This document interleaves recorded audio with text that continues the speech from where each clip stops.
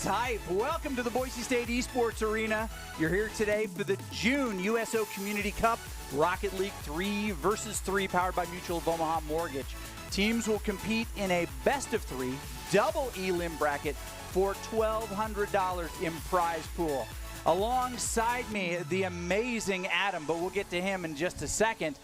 Since 1941, the USO has been the nation's leading organization to serve men and women in the U.S. military and their families throughout their time in uniform. From the moment they join through their assignments and deployments, and they transition back into their community, the USO is always by their side. Absolutely. Adam Chizu McGuire. Here is my question. Okay. You're a great Rocket League player. Oh, okay. Yep. I would say average on my best days, but okay. Well, hold on. I wouldn't go that far. And my question to you is, when prize money is involved, yes, which direction does your accuracy go? I am not clutch. I fall apart. Unclutch? The more pressure there is, the less likely I am to find success. And that's what really separates me from like the challengers you're going to see today. The ability to find the openings, take advantage of them, and then ride that momentum. Again, if I hit an overtime, it's like, well, we lost that anyway. So no clutch from this guy, but I'm very excited to see what we have on desk today. Well, and they're going to have to show their clutch today. They're going to have to get it figured out. These are 3v3 teams. There are 12 of them total in this tournament, and here's the way it looks. U.S. Army active or reserve, 3v3. Top team in the bracket hosts the first match. That's always a good thing. Bottom bracket hosts the second. That's how they can get them coast to coast to even it out a Exactly. little bit. But there's typically also a 30 ping differential that if you just got to find. You just got to remake if you don't have if it. You're still on like net zero internet, it gets a little weird. Yep, if you got to find one more AOL 100-hour disc to get it going, then you're probably going to have a bad day. Mom answers the phone, you drop the game. So $600 for first place. So if you've got someone carrying you, maybe you don't get $200 if you win it all. Sure, you have to give a little to that person who's actually the clutch player. But first, second, and third break out like this. So even if you start bad, you've got an opportunity to finish because this is a double elimination tournament. Well, think of the last time you made $200 on a Saturday playing video games. Like, yeah, you know what I mean? True. And you didn't even have to win the whole thing. I think that's a big dub for all involved as well. Absolutely, and you can qualify yourself now as a professional within your own home and see how far that gets you. Exactly. So, as we get ready to do this, our first two opening teams, we were just taking a look at them a second ago, Anti-Xylem and then USAE. Absolutely. Tell us about Anti-Xylem. You did a little bit of searching. So again, my Google skills are not the greatest. It's been a while since I've had to like research anything, you know. But from my understanding, Xylem is kind of a targeting for, a targeting by. Therefore, we take the previous anti. It appears these guys are either not on target or are not the targets of their opponents. Need a little bit more context clue as far as what exactly they're looking for. But the name alone has already got us thinking. So they must have a pretty solid strategy to back that up as well. If you come up with a name like that.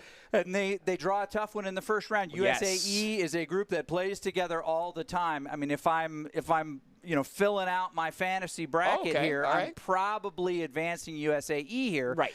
But Anti-Xylem may have something up their sleeve. We're about to find out what they're all about. Yeah, I mean, and of all of the teams that, we know about, the USAE, and then I guess the Academy side is going to be showing up today too. So two crews that have not only scrimmed against each other, but they have the knowledge as well. It's so interesting about Rocket League is that even the most minor adjustments or just playing against people who are just slightly better than you can actually open up your mind's eye to what you can be going up next. So yeah, Anti-Xylem does have quite the match ahead of them, but you know my quote, any team, any day, doesn't matter. These are simply just numbers and stats, and a Cinderella story could happen at any moment. Yep, the rest of the game you guys understand completely. It's just cars, it's boost, it's goals, it's passing. Back post, it's whiffing. Yes, which is faking. really important. What a save.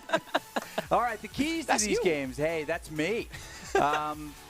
In Rocket League, create mistakes, punish the double commit. Yes. Use boost very wisely. Easily my weakest spot. So important. Yes, and bump your opponents to disrupt. I was playing a couple games yesterday. Absolutely. And we won because I was willing to go into the goal and just tangle with somebody. Well, the thing is you definitely didn't go up and whiff and then just decide you needed to turn right instead of left and you ran into an opponent. You planned that from step one, Doc. That's I saw right. I watched. I was there. So the keys to the game are brought to us by Mutual of Omaha, Mortgage, and the USO. They've joined forces to provide service members and their families with resources needed to learn about their VA home loan benefits. Through their support of the USO's transition program, they host workshops that provide valuable knowledge to those that serve our country. Thank you, Mutual of Omaha Mortgage, for being part of the USO family and being a force behind the forces. It's a big force, definitely. So I'm so excited because, again, these are any team, any day kind of situations, but you always get these wild cards. You know, you always have like one player on one team that just really, really stands out, and then you get to see the wingman, if you will, try to carry, you know, what else is left behind. Because Rocket League is not a one-person game. Sure, you can get styled on by these super grand champ guy. You're rocking a Platinum 2 on a good day situation. But when it comes to these Platinum 2 snow day. Right. Right. Exactly. you're rocking the dunk contest in that's the all basketball. you got. But you got, you know, a very eclectic group of individuals, and one of these individuals can outshine the rest. And so that's what I love about these USO events is it's just a cavalcade of awesome. And these are people with jobs, responsibilities, assignments. They don't have missions. summer vacation time. Yeah, they don't have as much of that. So they're What is a break? What is a vacation? They don't even know. And so we're going to see what skills they've been able to put together. This game's been around a little bit. What are we, season 7 now? Yeah, absolutely. So it's been around a minute. Just so a smidgen of time. Absolutely. Some of these folks could have played this game a lot as you used to have to pay person. for it. I know. I mean, back yeah, you guys, you don't even know what it was like back in my day. Before it was bought out and turned free to play. That's right. Oh, we're old, dude. We're getting there. I mean, some of us true. more than others, but, you know, that is what it is. All right, so in this first matchup, USAE, Anti-Xylem, we're dropping in right now. Those are some names, but different names. You know, we'll figure it out. With Jester Samara right away, Scout is just going to fire at will and is rewarded. This faceoff here comes off a little cattywampus. That back post was not as back, but the second touch is going to be good and in for Scout. Scout taking that cheat position, but the squirt into the corner there set him perfectly up to be able to do that. Next one, 50-50 goes again on the side of blue, which I think is USAE. And what a move. Great use of the boost there, goes right over the top. A little bit of a miscommit there from the side of Samara. As you see, we were just, you know, we were thinking about the ball, just didn't really want to commit quite a bit. It feels bad, but definitely reboundable. Second one there for the side of USAE. The first 7 seconds of every single one of these kickoffs is always chaos. Absolutely. Ooh, nice double stall there, still trickles over, tries to get position. He's sending Jester, you're sending it the wrong way. Jester does look like a bot. Oh, and that's going to actually be Reese finding yet another one. The shots here are unrelenting. Not only on goal, but just no real follow-up. We saw all 3 go for the face-off. Not sure I agree with that move right there, but so far, Blue, off to the races. All right, Samara, Outlaw, Jester. These do either sound like Top Gun pilot names or bot names when you build a bot. Oh, that's true. Oh, and Anti-Xylem is actually up. And there is another one right there. Give him the Hattie, the animation. Anti-Xylem up 4. I don't even think we've lost 60 seconds on the clock yet, Doc. Oh, my goodness. It is a restart. That's why we had Scout and Outlaw in there. Okay, so it was bots, not just, you know, conveniently placed names. I thought maybe we were just getting a little yuck in there, a little ha-ha. I was sad that we never got to a point where somebody demoed Jester so that one of us could say, go ahead. Jester's dead! Sorry, it's a Top Gun summer. It is, especially if you haven't seen the new one. Anyways, that being said, it's a Rocket League day today, and as we reset and recollect, we can already see, again, whether or not that was the situation of Anti-Xylem like just popping off, or if it was supposed to be a gentleman's agreement, I guess is the term you're supposed to use. I don't know. They call it a warm-up round, from my understanding. Usually you just go into training, but you might as well just beat up on the opponent. Send the mental message right off the bat. So even if USAE wasn't in there, I'll tell you what, I'm not that good against rookie bots. Oh, no, absolutely not. Listen, that's why I only play the career mode, a little-known career mode that is in Rocket League. Because when I play against real people, I cry. I cry a lot. Franchise? You just play franchise mode? Yeah, absolutely. You should see my Wizards team. It's absolutely amazing, and our gray paint is nothing short of amazing. Gray paint. That's what it is on the Wizards. And see, that's how much I play it. I know that the team colors and coordinations for the bot teams. But we will see the real superstars here in the very near future. And we're already getting a sneak peek, I guess. Is what and if you're watching this back on social media later, and you've wondered why it's just all gone to gray and to slow motion, and you're just looking at Adam slowly dying inside. Always, dude. Listen, there's a reason I cast and don't play.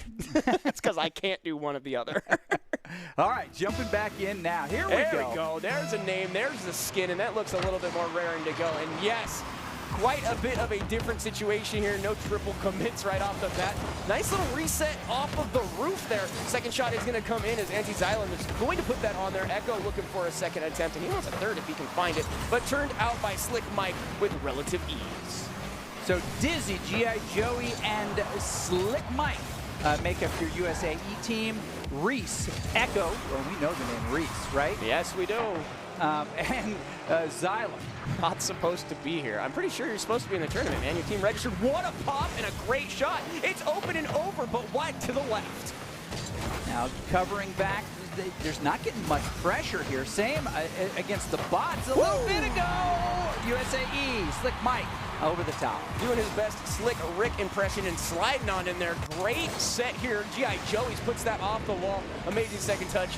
All Slick has to do is be there, and he is, and finds the square, if you will. That'll be 1-0 in favor of USAE. 4:15 left to go in this. Anti-Xylem hopes to have some of their bot warm up, and they get a shot. Reese answers. This is the faking that we were talking about, Doc. The mental game. Xylem goes up and says, never mind, and they just let Reese pop that one in. Dizzy not able to get up fast enough. A split-second decision. Doesn't decide to jump early enough, and that'll be an equalizer here in the first of our best of three. Olympic volleyball players that may be in chat, please let us know what that's called when somebody goes up and doesn't actually spike it. Yeah, it's probably got some kind of different name there, but Slick Mike not able to find it there. Second attempt from G.I. Joey's is going to neutralize that. Should have an opportunity as Reese is going to stall that. For Echo to put on net, it is a little short, but will allow for Xylem to put one up over on the crossbar. Dizzy able to flick that one out, and G.I. Joey now on the attack with his teammate. Great attempt, but turned away by Echo. Gets it high off the wall here. Echo with a second touch. Boy. It's on! Kaboom! If we take a look, his teammate was almost the better defender there. It looked like he almost hit him in the behind as Echo puts that on. And yeah, Xylem. Reese has to peel out, gets the bump, and makes that save nearly impossible. Anti-Xylem did not get back on that rotation. They were pushed so far forward they couldn't respond to a big clear like that. Just happened to be that the big clear was on. G.I. Joe using my move, but high your signature. Exactly. Slick Mike puts it away nicely there in this Mutual of Omaha mortgage-sponsored, well-supported event. Okay.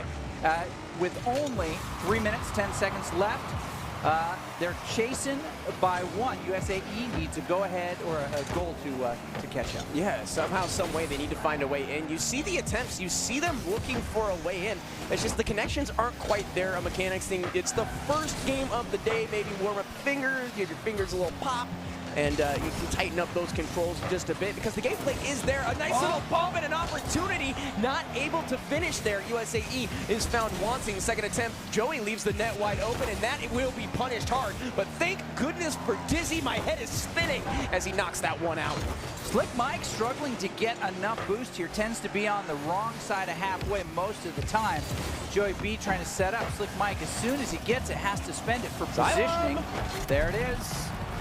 Says he's not supposed to be here, but good thing you were. Exact spot, exact place, and a nice touch off the nose is going to find at the back of the net. So, 2-goal lead in the favor of Anti-Xylem.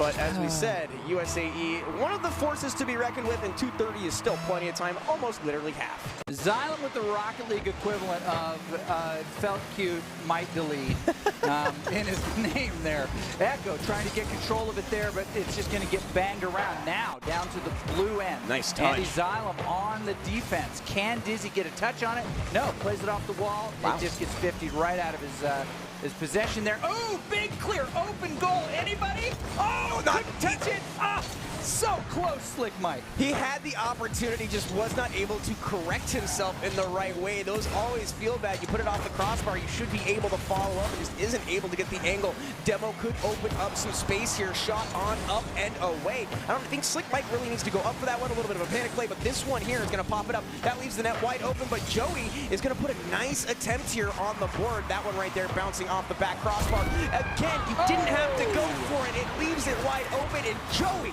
drives it home. Okay, this puts him only one away. Nice touch, read it perfectly. The Fennec does what it does best. It's just a big old Lego brick.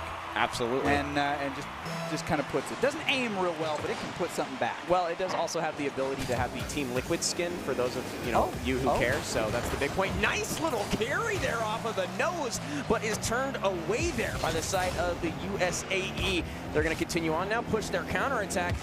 And little 1v1 play here. Nice little push, nice little bomb. It's huge. USAE is back into it. What a play. Equalizer by Dizzy, getting it centered there. Nice little touch. He doesn't get the credit for it, but I just call that Dizzy shot. Yeehaw indeed. Okay, the poll has closed. Number of people who care about the liquid skin on the Fennec car. Zero. Okay, surprising. Wait, I didn't even get to vote. That's not fair. That was a pretty fast poll there. All right, they're putting it together here. Slick Mike trying to get in position, has a little bit of boost, but not enough. Starved most of this match. Seems to be the story. I'm going to blog about it anyway. All right, high off the wall. They're just trying to get a good clear, but Reese actually gets control. Can anybody follow? It looks like that one's going to just be booted to the corner here. See ya. Xylem able to get something on there, tries to stall the momentum. This is on, but should be easily responded to. Slick Mike is going to receive that package there. Dizzy putting this one on towards the goal. Wants the second. Little bit of a weird flight there, maybe just trying to flex their stuff, but not able to find it. Put that one on the ground. 1v1 here is pushed away. The roll attempt is not going to connect. Slick Mike tries to boot that one out, but it does not go. And now G.I. Joey has the opportunity. 25 seconds left. The first goal here potentially wins it all. Oh, off the high right there. Unable to get it there. Sent back by USAE. Great move. It was a great move, but they've got control here. USAE needs to set one up.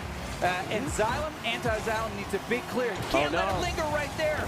Even with this going down, anybody can keep it up here and get a nice touch. It's going to fall right in front again. Can anybody get a rotate? Can prevent it from touching the ground? Nice. It does.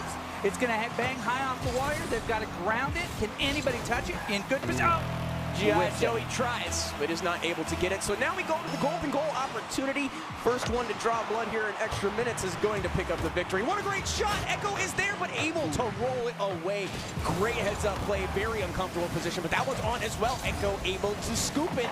Fighter pilot stickers just below each of their boosts on the screen here. Slick Mike, the leader in the clubhouse, with shots. Very, very impressive.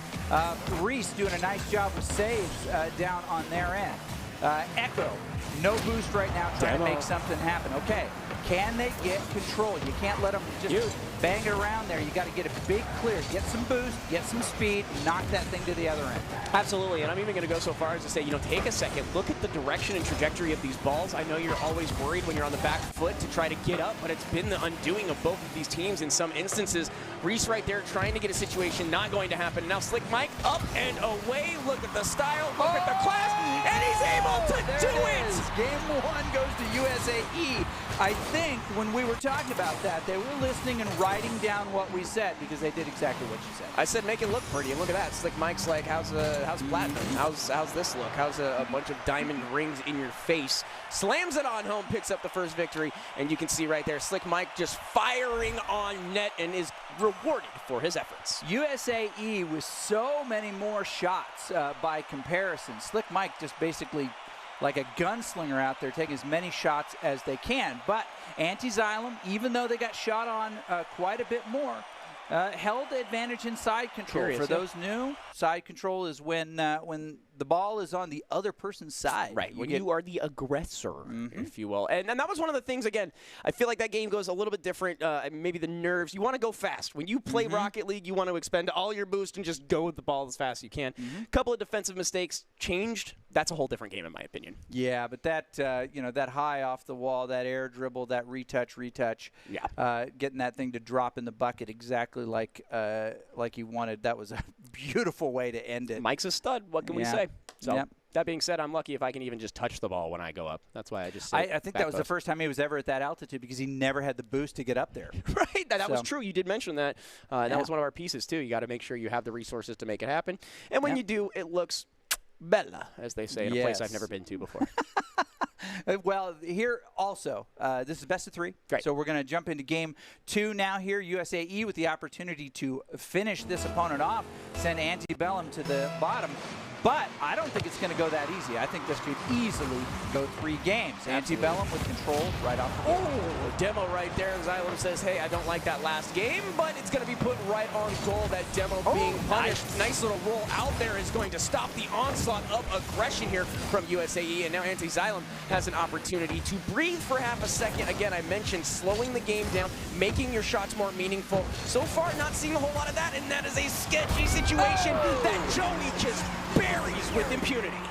Yeah, you can't let it linger that long. You got to get, you got to body those aggressors as they're coming in, and don't let them have to pass the ball that you want. But I think everybody was just looking at the ball, and all of a sudden he just backdoored them. Yep, absolutely. And like you said, no Cranberry fans here, no lingering around the net as that one drops into a beautiful situation. And Joey had nothing but that corner. He redirects that in a different way, and that pops right back out. But the aggression is on. The second one from USAE looked so beautiful there, but just a little bit off. And now Dizzy off to the races, but Xylem will stop that for a quick second. Echo tries to put it to his teammate, but instead allows for Slick Mike. And just a golden opportunity served on a platinum platter. Says, gimme. Absolutely, and you know what? Slick Mike, with as many shots as he had last time, just finds himself in the right position to put those on. Now, if you're Anti-Xylem, you need to get something turned around real quick. Oh, Joey, it's just so good, man. But right now, USAE is playing like they know that, not that they know that they can win, because they obviously did, but they are just playing so much more aggressive. You cannot carry that. Reese is going to drop it in front of his net, and if there was a Guardian Angel, it was there. Somehow that one doesn't go in, and now they find themselves on the attack as Dizzy is forced to return. Slick Mike there to corral this one and give his team some time. Big runner, Mike back to get it out of there. He's going to follow. He's low on the boost, but still gets it to drop in front. Oh, can't connect on the pass and shot. They're going to have to back up here. Now Anti-Xylem with a little bit of pressure here. Oh, Reese can't make the touch. It's going to fall back on their side. They're going to be defending again. Echo with a clear. Anybody to follow? Oh, there's a demo that had an opportunity, actually. It looked like they were 2v1 on the breakaway. Not able to corral that one in, though. Dizzy with a little backflip of doom, as we like to call it, because sometimes that goes absolutely horrible. No Pele's here, but Reese going to be showing off his Air Force Ones. Tries to get the flip reset, and instead is denied by USAE. Xylem puts it back. They're just going to volley this one back and forth here like a good old tennis match. Yep. And you can decide who it's going to be, but this is going to be 3 now for USAE and putting Anti-Xylem in a really tough emotional spot. Emotional damage as Mike once again pops that off of the back post. It is such a basic play maneuver, knocking it off the back post, recovering it yourself, and finding that goal. And Mike just makes it look even easier than need be, but that pitch was dirty. So dirty. Echo is rewarded. There's a little bit of, I don't want to say luck with this one, but look at this pitch off the wall.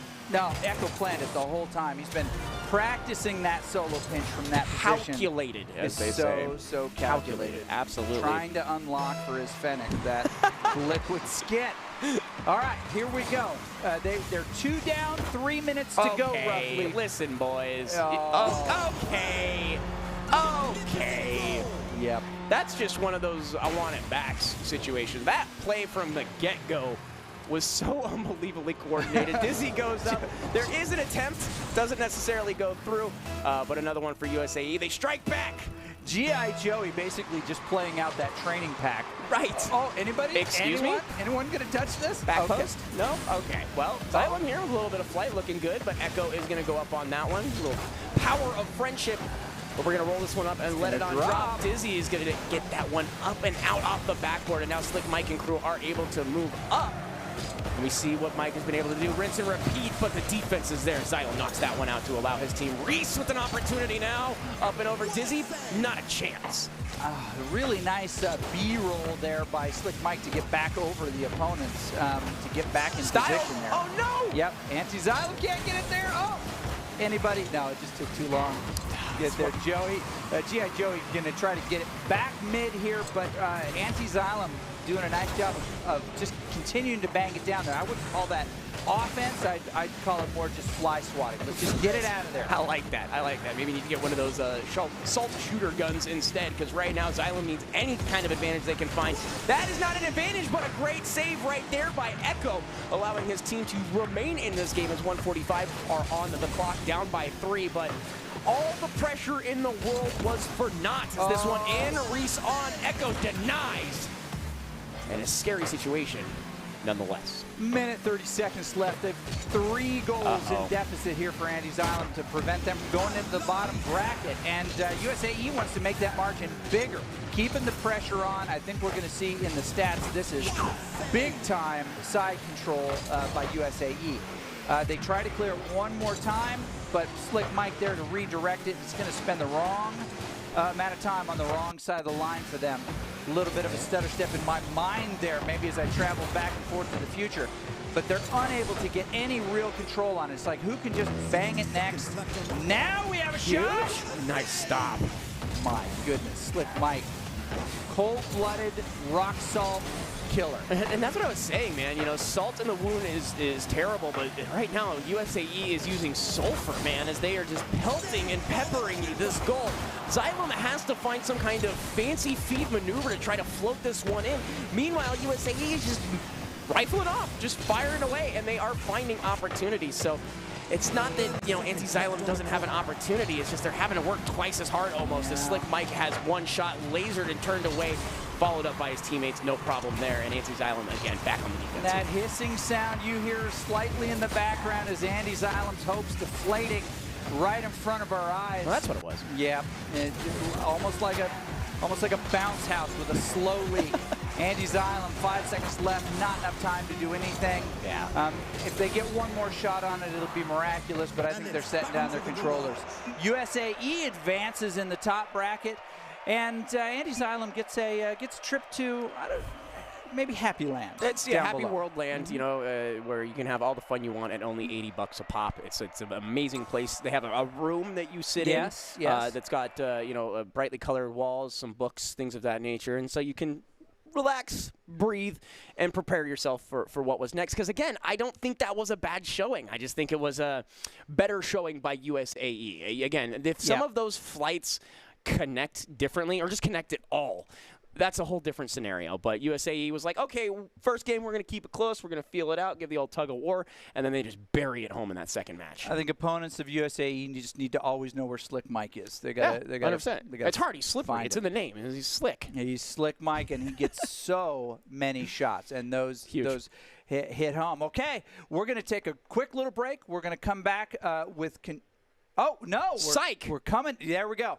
You thought you were going to get to go to the bathroom. You do not. No rest for the wicked, and money does not grow on trees, so we might as well jump into the Hartford Yard Goats versus Regiment.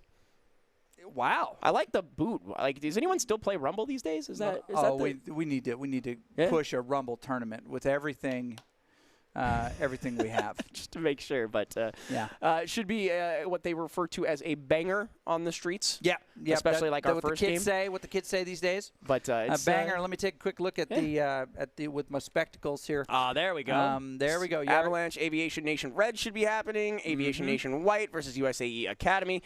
The Hartford Yard Goats, like we were talking about, and as we were told earlier by production, one of the best names of all time, Rocket Leg. is on there as well. Leg. Rocket leg. I love it. Not to mention the car with legs. Something I have not seen in my entire life. It also appears to be something that would be in Elden Ring, and so therefore I am having nightmares. It's like a car with legs. It's definitely going to be a terrifying team to go up against. And you see USAE right there will go up against Rocket Leg, and Regiment being added to the bracket as well here in the USO Community Cup. Rocket League 3v3 powered by Mutual of Omaha Mortgage. As we get ready for this one, I'm excited to see what the Yard Goats have to bring. Absolutely. I'm a little bit sad that we're not going to get to see Rocket Leg take on USAE, but I think we're probably going to get to see them in the other bracket. Absolutely. I mean, I think it's required that anybody with a great name has to be on stream. Well, and if you have your own custom icon there, like we saw, Yard Goats had their own, which that worked out. But again, it's Photoshop magic. Hopefully, we can get at least a close up of their team emblem because it is in fact amazing. I'm concerned about any team who's spent a little bit too much time on their branding. Hey, did you practice this week? No, but check out this logo. But check out our awesome logo. Hey, you got to look good, feel good, and then maybe you will play good. But we'll find it out. And we're going straight in. That one comes off of the wall there, as it does look like Orange going to be right off the bat, gifting that one over to the side of Blue as we get names here in the very near future. Nice little aerial there is going to neutralize that one as it looks like Tut puts it on. His teammate finishes it. Excuse me, Ethan? You looking good, you feeling good, you scoring good, baby. That was disgusting. The one, the two. Beck would be excited with those two turntables and one singular microphone, as it does look like they are off to the races already as the Hartford Yard Goats are chomping away. All right, 1-0, only 15 seconds down. Regiment just needs to get their groove back together. If you're just joining us, yes, we are just referencing 90s songs. For the rest of this cast here, you've heard, I believe, Jewel? No. Cranberries. Yes, and yes. And it wasn't Ben Folds. No. But we'll get there. Beck. It's all right. Ethan carrying this one off as Skara here, if I'm saying that correctly. Plum going to put one on his Tut. Had an opportunity. Power slide is there, but the teammate from the side of Regiment probably should have peppered that on goal, but was trying to hook up the teammate. Shot there as Ethan turns that one away. Tut should be able to carry it out. Momentum is staunch for the ever so slight second as Tut is able to get that one off of the wall. Plum looking to re-corral, but we are still at neutral state as Plum will carry this up and on, perhaps, but too far to the right. Didn't have enough boost, but it looked like he was going to follow. Ethan drops in the middle. Who can turn? Plum does. Going to put it high in the corner. Anybody able to follow? No. Spooky knocks it away, but Tut's going to keep it right in the center. Oh, great drop. Oh, Ethan almost put it home. Plum, again, going to be able to 50-50 that, but it doesn't go in his favor. Tut, with a little bit of a chase, says, hey, pass it to me, bro. Oh, right over the top. Why do you need to pass when you can just give it to yourself? Let's take another look at this one. Ethan, again, going to set up for the back post, and thank goodness for teammates. Tut just finds the far left, and Kareem there, if I'm not mistaken, was not able to get up in time. So Hartford up 2. Kareem? You know what? Kareem? When you try to advertise with your name, we all lose. His name is now Live. Yep. Yeah, exactly. Spooky, Sakura, and Live all together. Yeah, absolutely. And then again, Ethan, Plum, and Tut showing that they're working well together. The Goats are just chomping grass, if you will. Finding 2 of the early goals here with 3 minutes left to go. It does look like Ethan just hanging out. I'm sure everything is completely fine here. We have Ethan's DC. I think they're going to follow the rules here. Once the first goal has been scored, you play it out. Oh, okay. It just continues. That is generally the rule. Some people don't love that. Sometimes the rest of their teammates leave hoping for a remake, but that's not the way the rules go. You know, this is one of those things where we don't need to have 3 teams. We're just going to destroy another person off of yours. So it does look like right here, the Hartford Yard Goats can literally just play defense for the next 2.5 minutes and walk away with a 2v3 victory.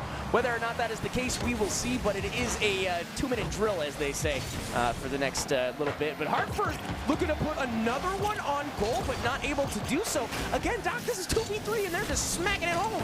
It's pretty impressive here. Nice little floater. No one really in position to help that. It's going to drop. They're going to take a little time. Spooky's going to get it high. Huge. Plum can't really redirect it where he wants. Oh, nice. There it is. A little steal by Tut. Self. OMG.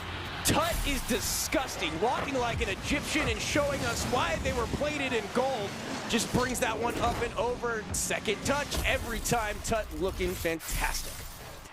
I think the computer even gave Tut the assist on that.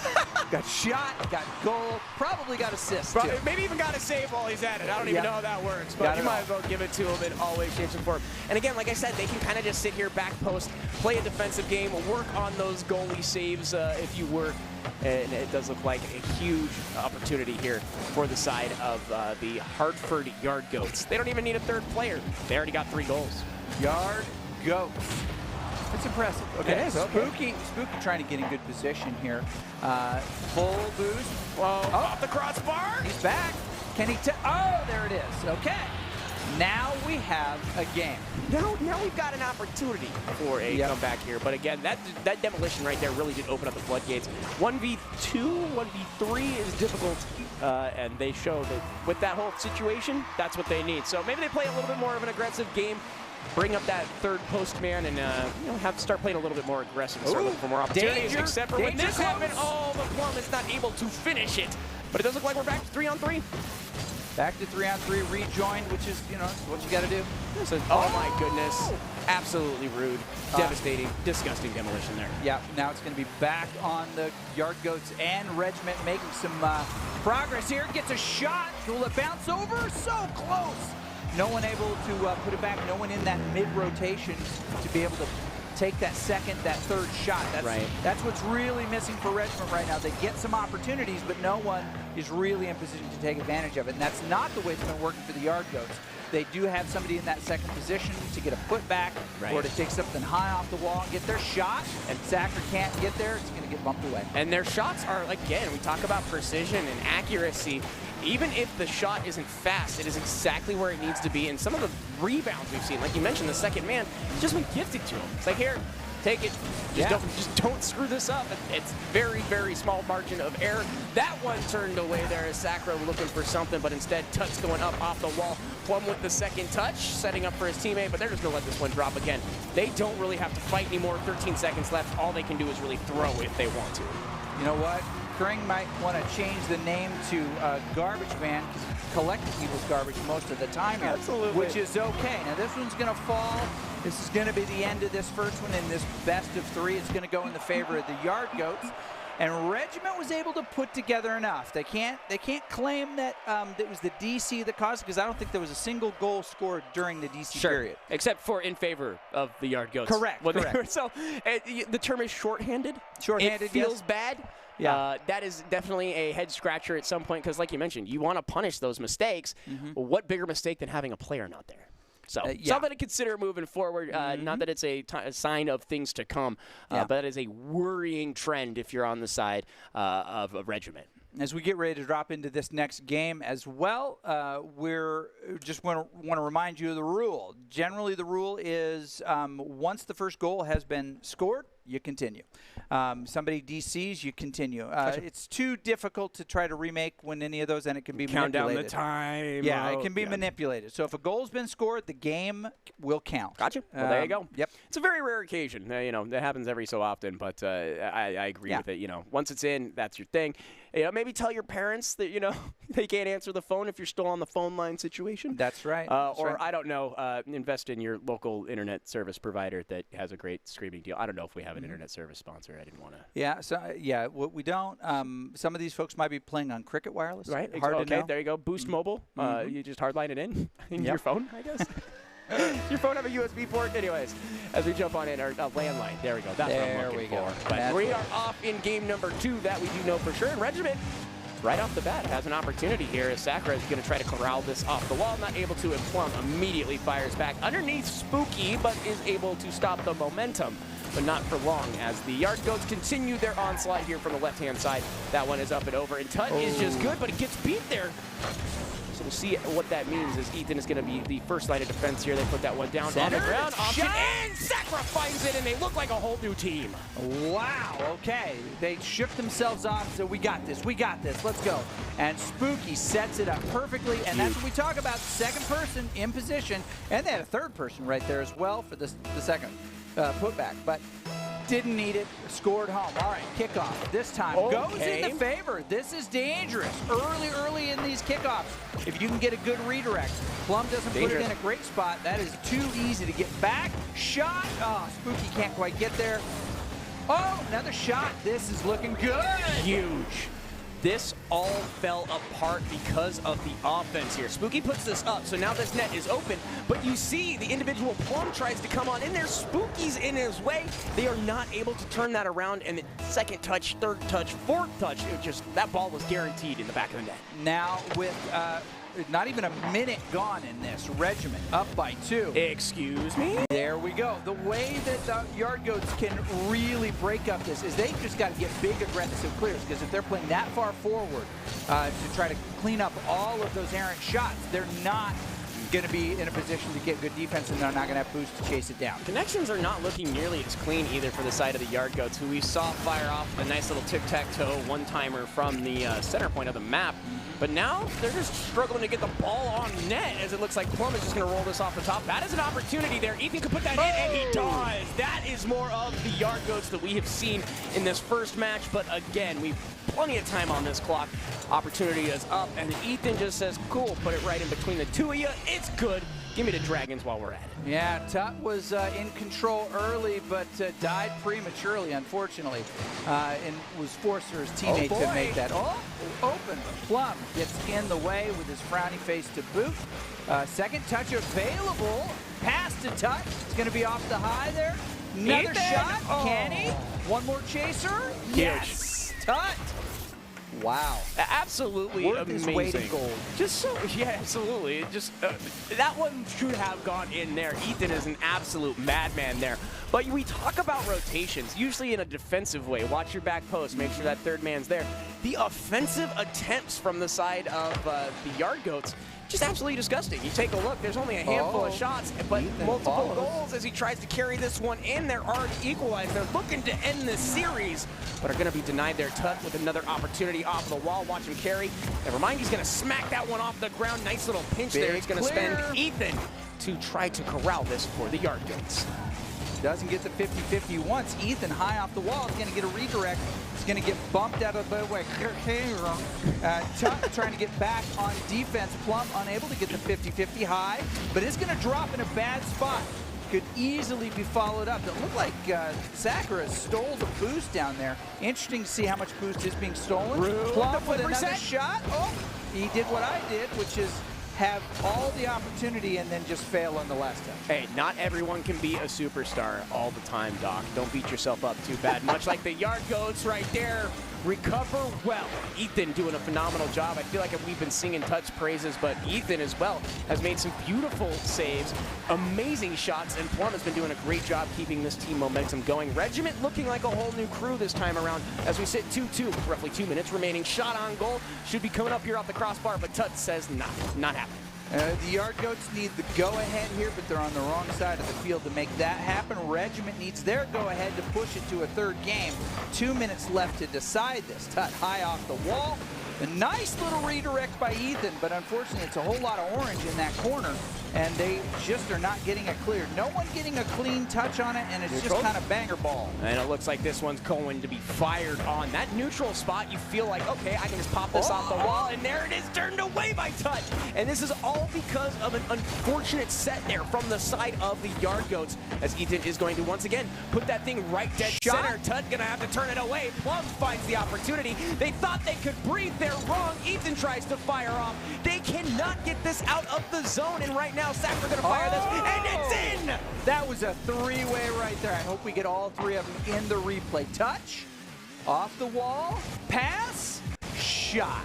And just beautiful. Both individuals not able to get there in Plum time. was really close. Super Plum knew where it was going to be. And like we just said, couldn't all it make takes is happen. one situation and it all comes crumbling down. Multiple attempts are rewarded, and now Regiment has their first lead of this series. And they could close this out with another 60 seconds or so. But that one right there, a little off-kiltered. I agree with Spooky not to just go balls to the wall, as they say. He'll be back and able to corral this one for his team. Now he has an opportunity here. Let's see what he's got, and a good one at that. The angle is in, and it's on! Spooky! The patience there from Spooky.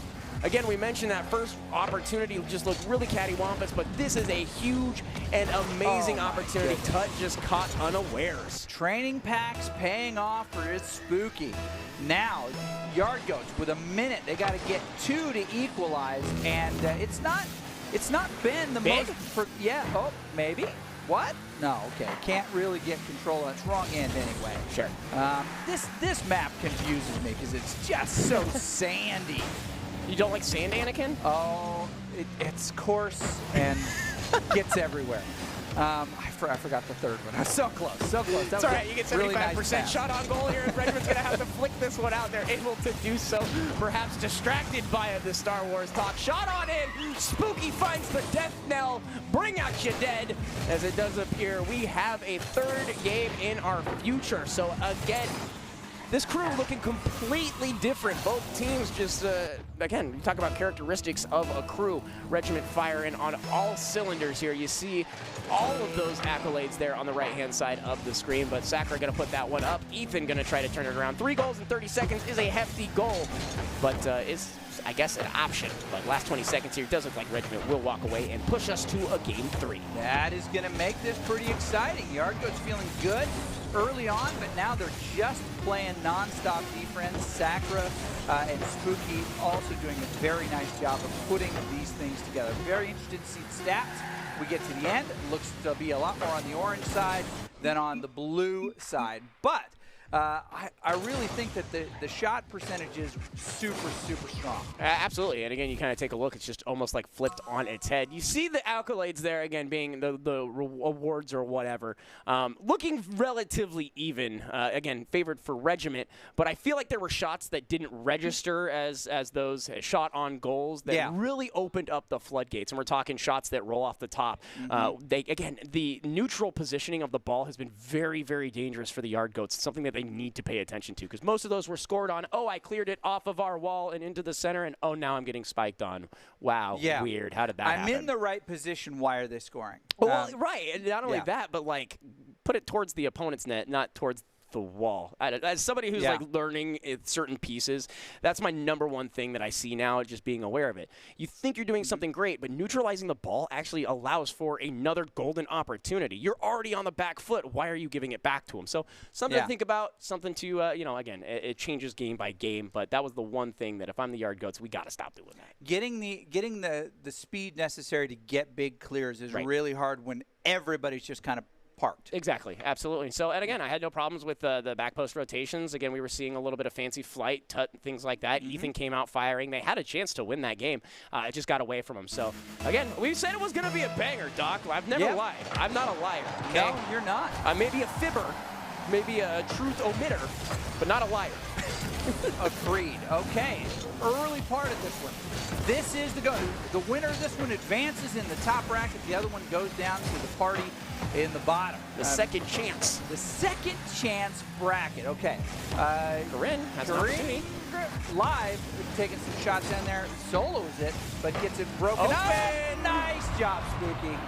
I'm scared, concerned, and spooked, as Spooky is going to bury that one. And that all starts off of what I refer to as the 1v1 kind of play. As Corinne was able to kind of get everyone out of position. Just a little touch here, a little touch there, allows for a huge touch from the side of Regiment as they go up 1. Yard Goats asking themselves, did we spend too much time this week on the logo in this Mutual of Omaha Mortgage Community Challenge in Rocket League? Speaking. Decides, excuse, oh no! No, he every move but the last one. He had every move but the last one. Oh, it feels bad, man, because it felt so good until it didn't. Yeah, that's a controller throw right there. It almost dropped right in front, high off the wall. But this looks like Regiment setting up like they did before to control it. That's Whips it right there. It's going to be too high. Big clear? No. Ethan equalizes. The Yard Goats. There's opportunity. There's life.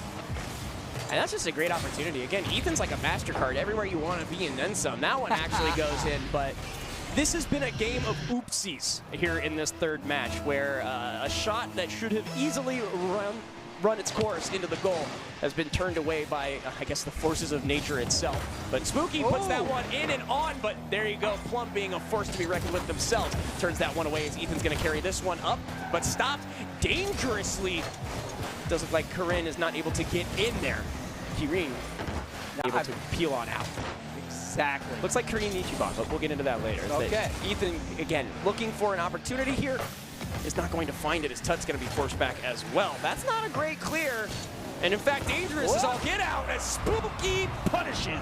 Yep, Spooky is a shooter in the purest sense, and that's a compliment right there. Doing a nice job. Perfect touch. Yeah, goes against the grain. Normally you don't throw late across the middle unless it's a shot across the goal, and then that's the right spot for that. Hartford Yard Goats down by 1 with 3 minutes 20 left. That actually could have been super dangerous as well. Again, Regiment now guns blazing. They don't want to roll over and die. That first game didn't feel great. Second one feels amazing, and now you can tell the heat is on, so you're either in the kitchen or waiting for mom to call you for dinner, because it looks like Regiment right now is in full control. Hartford Yard Goats questioning now if they should have even gotten the tattoos of the logo this week. And worried now they need one more goal to continue. The families will not be happy if they put all this effort in and didn't advance. Man, they're getting real fancy with it. I think they need to go back to the 2 touches that we were seeing. Again, we started this game with a, not even textbook, but an absolutely beautiful 1 and 2. And now the Hartford Yard Goats are just, look at how characteristic. That shot right there turned away by Spooky with relative ease as Tut looks to put that one out, but is not able to do so. The Regiment crew is just relentless. Yeah, they just keep putting the ball where it needs to be acted on by teammates, and they're rotating really well. A clear opportunity right here if they could get it to fall. Tut, nice shot. There you go. Yep, Tut, nice shot, but no one there to follow it. And Sacker in position to get it sent to the other end. He's going to center it. Spooky, can you? Oh, it was always going to go to Crush. And unable to get it there. Sacker finds yet another. I'm sorry, you got me with the last one. But Spooky, again, looking so much better on the assist there. We've been seeing Spooky putting it in, says, I'm going to spread the love, let my teammates do it as well. So Regiment finds yet another one. 2 minutes to go, still plenty of time. You can get a goal every 60 seconds with ease. But right now, the Yard Goats are just looking a little sloppy here. As Tut actually has a great one there. And that's what I wanted to see. That is what I wanted. Again, the 1-2 touch. Ethan opens up the opportunity there. Plum just plows their way on in, and that allows for Ethan to just bury that one. It looks like they planned it, but I bet you if you asked Plum, what was that? He's like, calculated, I don't know. calculated. What a save, calculated. Sorry, I've been timed out. Yes, you have. Okay, high off the wall. Tut with an opportunity to tie this up. And Regiment does not want to see that because it just does not benefit them to be in those one-goal kind of scenarios. It's a scary situation. Yeah, it is. Oh, that was almost on. Ethan tries to get a touch on it, doesn't even get the big boost there. And he's going to chase it down the other end. Tut. Nice redirect. Sacker trying to figure out what. Am I playing defense? Am I playing offense? Oh, gets a demo? Question mark. That was quite the boop and quite the return. That one right there going to be turned away. You would think they would want that on goal, but the defense, watch the aggression here. That non-bump turned into a paranoia agent situation, as it does look like Korean goes in, gets popped on out there, and yeah, Tut is able to just murder that one. And I think we have ourselves a tie game here. 1:13 left on the clock. This is the third of this best of 3, so one of these 2 teams walking away on the upper bracket. The second is going to need a second chance. But this one popped on out, and what a turnaround here from the Yard Goats. Not willing to roll over and say die. Nope, these Yard Goats can consume any kind of garbage and come out on top. It's the way they're designed. Tut trying to get, huge redirect. Spooky puts it right back in the middle where it needs to be. Regiment in control here, in a sense. Tut, can he get a second touch on it? Yes, can. Ethan. So close. The problem was he knew it was coming. Last time he didn't, and he made the perfect shot. Use that reaction shot. Tut over his shoulder, but Ethan is there to turn it around. Doesn't get the 50-50. Tut does get it off the wall, but this is that linger that we're talking about here. 23 seconds left. Oh, Somebody boy. is going to get a goal here, or we're going to the goal to go overtime. Looks like it's going to, what? Oh, big clear by Tut. Nice Ethan touch there. Now, if anybody can get a shot, I think it's the Goats. Sakura puts that one in a dangerous and precarious situation, but Ethan will roll this up. We will be seeing extra time, I am assuming, unless something really weird happens. Yep. They spike it down, and now it is all up to this one goal and this one goal alone. The faceoff goes in favor of the Yard Goats, but it does look like Regiment ready to fire off. Tut clears that one out, and this will give them an opportunity now to strike. Just kidding, as Kareem decides to put that one in neutral ground. Tut doesn't go up. In fact, actually on the wrong angle on that. Decides to peel on out. He'll be playing defense here for a little bit. Kareem puts this one up. His teammate is there to follow. Can he finish? Top left corner! Unbelievable shot by, and Kareem puts it in the right spot right there. The advertisement himself puts it in there. absolutely amazing, and just without remorse. Regiment drops one and then brings back two. Wow, what a series that one was, Doc. Yard Goats, their tattoos still fresh. Now wondering what things are going to be like in the bottom. Can they climb back and face them Listen, again? that game was not bad. It wasn't bad. Bad. No. Or like, those are sheep. Goats don't really make that noise, do they? More of like a bleating. B-L-E-A-T-I-N-G. Or bleat. ah! Oh, yeah. Yeah. They're the ones that yell. I forgot about that. But But since they don't advance, we can't queue up that that amazing unfortunate. Yard Goat reel. what's the regiment then? What would we queue up for that one? I'm not sure. Okay, let's take a look at who has Ooh. advanced here. I think we're going to see some more. Aviation Nation Red, USA Academy, and USA. We're going to, unfortunately, Rocket Leg is going to be something we Sad have to day. see in the bottom. And, of course, we know Regiment is going to go on. Who we'll see next? Not entirely sure. Could be Academy Interesting. versus Aviation or USAE versus Regiment. But I think both of those would be good games. I love the fact that we have, so Aviation Nation Red and White, one would assume are close as far as organization is concerned. You could also infer from USAE Academy and USAE that, like, that is the same situation. They're very close, probably scrim partners, an academy level situation. I love the fact that one of the other made it. Both USAE teams made it, as we can see. That was one of the situations. But the fact that you have 4 crews that had to have 2 teams, you know what I mean? Because they have so much talent in that pool. They're like, all right, who goes here, who goes there? And you're seeing wins and victories on both of them.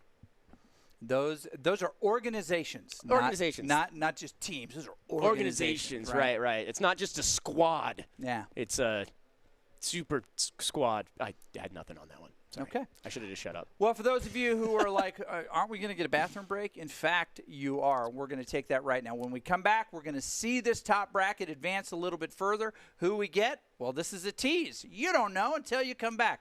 This is Chizu. I'm Doc. We'll see you soon.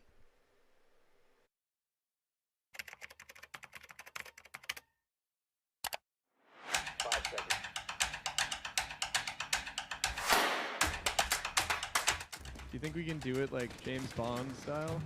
Yeah, only one way to champions? find out. Dun dun Only- dun dun dun dun. I made it! Yes! Did I get it? Yes! Well done. We killed it! It feels great to be able to give back to the community of active duty and veterans. And of course I went on the USO's channel.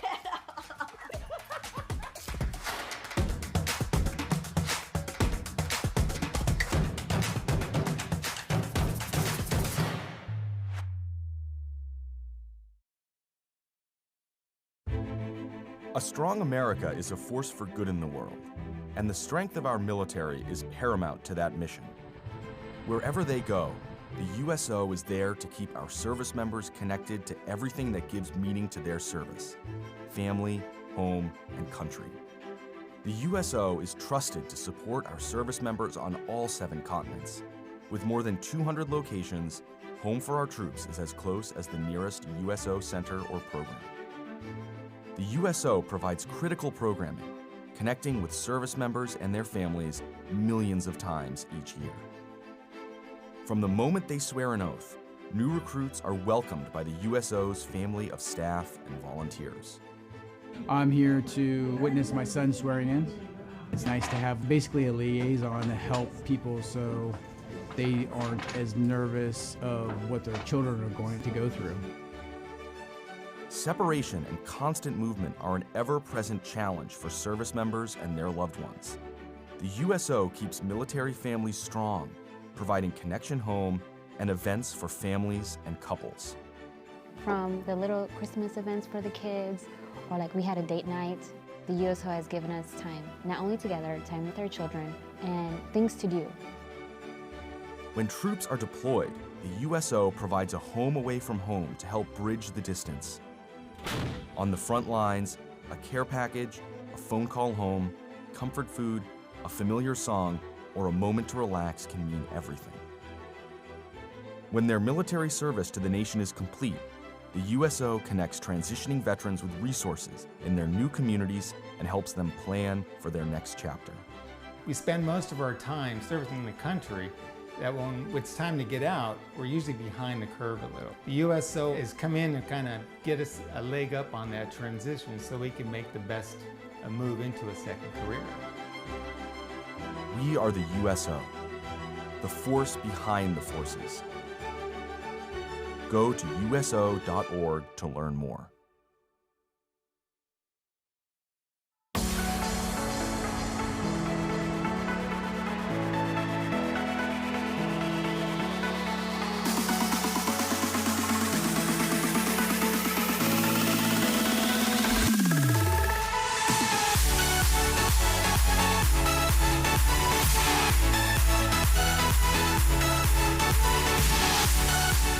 And of course, welcome back to the Boise State Esports Arena. We're here today for the June USO Community Cup Rocket League 3v3 powered by Mutual of Omaha Mortgage.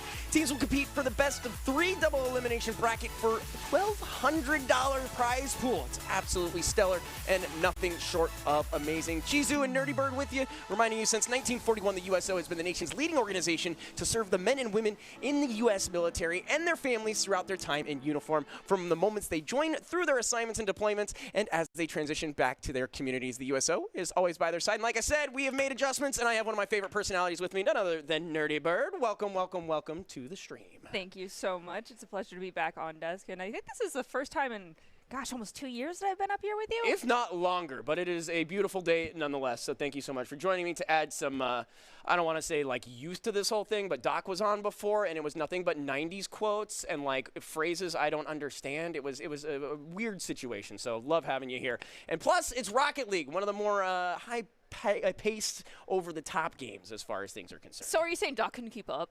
Not that Doc couldn't keep up, but maybe I just, it's got a little, I don't want to say senility going on there. There were some things that he was saying. I was like, Grandpa, do we need to take our naps? But we need energy. We need to go. We need to just have some fun.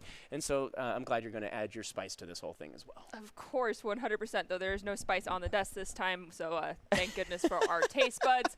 And I forgot about that. That's my fault. Sorry. It's all good. I have PTSD from that, but it was an absolute blast, and we'll 100% do it again. But I do believe that we have some quick information for everyone that's watching. If you are just popping into this stream about the USO, this is a 3v3. United States Army actives and or reserves are going to be playing in 3v3 Rocket League. Top team in the bracket hosts first match. Bottom bracket hosts the second match, and it's a best of 3 double elimination. So we do have that redemption bracket, but being a best of 3 means there's really very little room for mistakes. Yeah, absolutely. And we saw that in our last match, the Yard Goats versus Regiment, where, Yard Goats came out hot and heavy. 3 goals in like 30 seconds in the first match. And then the next 2 games were complete adjustments there from Regiment as they end up picking up the victory there, finding themselves in the winner's side. And you know me, I'm always going to bring this up basically every cast.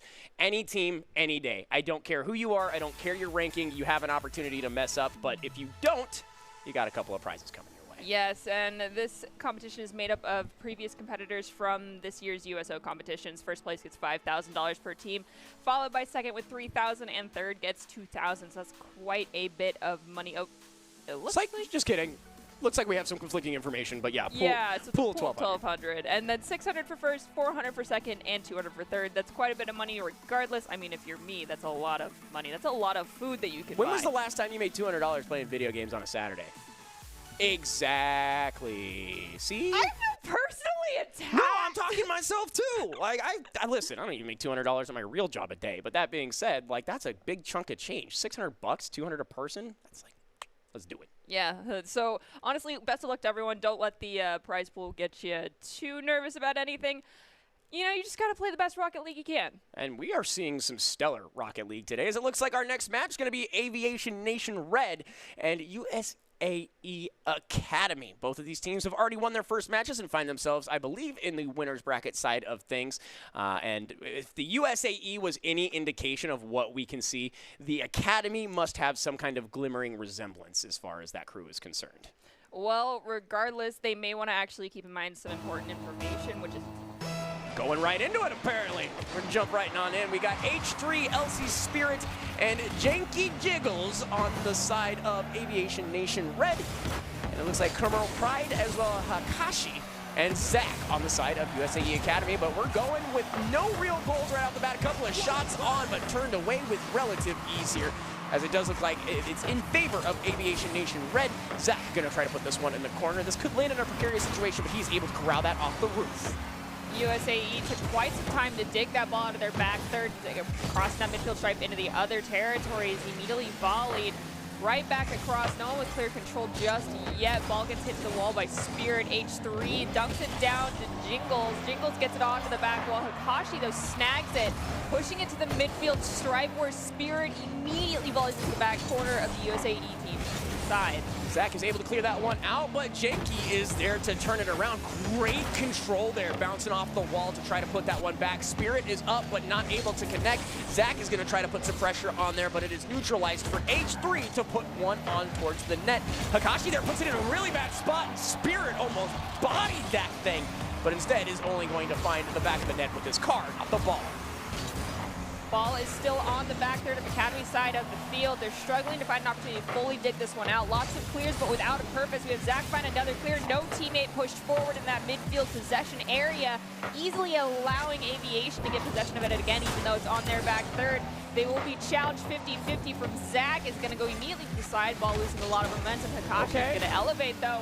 Gets hit in mid-flight by H3. Janky able to turn that one away and give the side of Aviation Nation Red an opportunity to breathe, but it is a small moment at that. That one turned away there, as it does look like Aviation is able to put this one on. Hakashi, what are you doing? Janky just absolutely punishes him for that. I know you were trying to carry it out, but you have to know that the crew is coming, so you'll take another look. Just a situation you don't want to be in. You try to flick that thing out. It stays on your nose, and it is a cherry pick situation. Nonetheless, right above your own goal, you just got to go for that give and go and communicate to your team when there's pressure on someone who has possession. Too many touches, taking too long. It's not a good thing to do. We have LC Spirit going straight towards that goal. It gets cleared. Zach has no pressure on them. Spirit trying to rotate in, elevates. Ball gets tapped just out of their line of sight. Off the wall, Hakashi's going to try to take it, but we have some car-on-car and teammate-on-teammate aggression happening. Not good this early in a round. Again, that's one of those things where I'm not sure what's going on. The rotationals seem a little off, for both teams for that matter. There was 4 individuals right on top of that ball, and that is not how... The power of friendship is strong, not that strong. So as everyone takes a second, recollects, Spirit puts that one on. It is high and wide, so we'll need another opportunity here. Zach with a great little move is not able to get it. That spike was dangerous as bleep, as I'm going to say. That looked so good from the side of Aviation Nation. We have Janky pushing forward. Ball is going to ricochet off the wall. H3 elevates, has the opportunity to push it forward, but instead pushes it too far to one side of the line. Hakashi to snag it off that wall. Janky will try to contest for it, but it hits the ceiling again. Zach dumps it down. Is it going to go to a teammate? No, it's going to go to H3. Hakashi tries to backpedal and hit it away, but no one's getting a clear opportunity to find the clear here for the side of Academy. Academy's doing everything they can and then some, but they're just not getting the momentum. Like, they're making the touches. They look pretty fancy off the top of the roof, but you got to get them out. Like that one there, it's a touch, but it's not a good one, as Janky is going to put this one off of the roof. Zach able to pop this into the corner, which will allow for Hakashi to try to get this out. But the aggression from the side of Aviation Nation is just not going to be stopped here. Neutral setup here, an opportunity, as Spirit is going to turn that one to the wall, as Janky over here, who I want to call Janky Kong, I don't even know why, it sounds like a Donkey Kong name, is going to fire away, but be found wanting. We do have H3 not giving up just yet, but they're going to have to. Zach demos them here in the corner. Hakashi does some fantastic tire work, playing it around Spirit. They're going to volley it towards the net to get it off the back wall, but Janky read it perfectly, dunks it back down towards that midfield stripe. Spirit looking for an opportunity to get a touch on this. Instead, H3 is going to push it forward into the corner here on Academy side of the field. There is a huge clear there from Pride, and that'll be the first time we've seen that, as it does look like Zach goes up as well, only able to neutralize this, so really no momentum even after that amazing clear, and they just give it right back, as it does look that one like off the wall. H3 is on and almost in on the second touch, but that goal is regulation size. We have 30 seconds left on this clock, and Academy is still struggling to find their first goal. They're only down by 1. This puts them into buzzer beater territory. If they can find this ball, send it to Aviation Nation side of the field.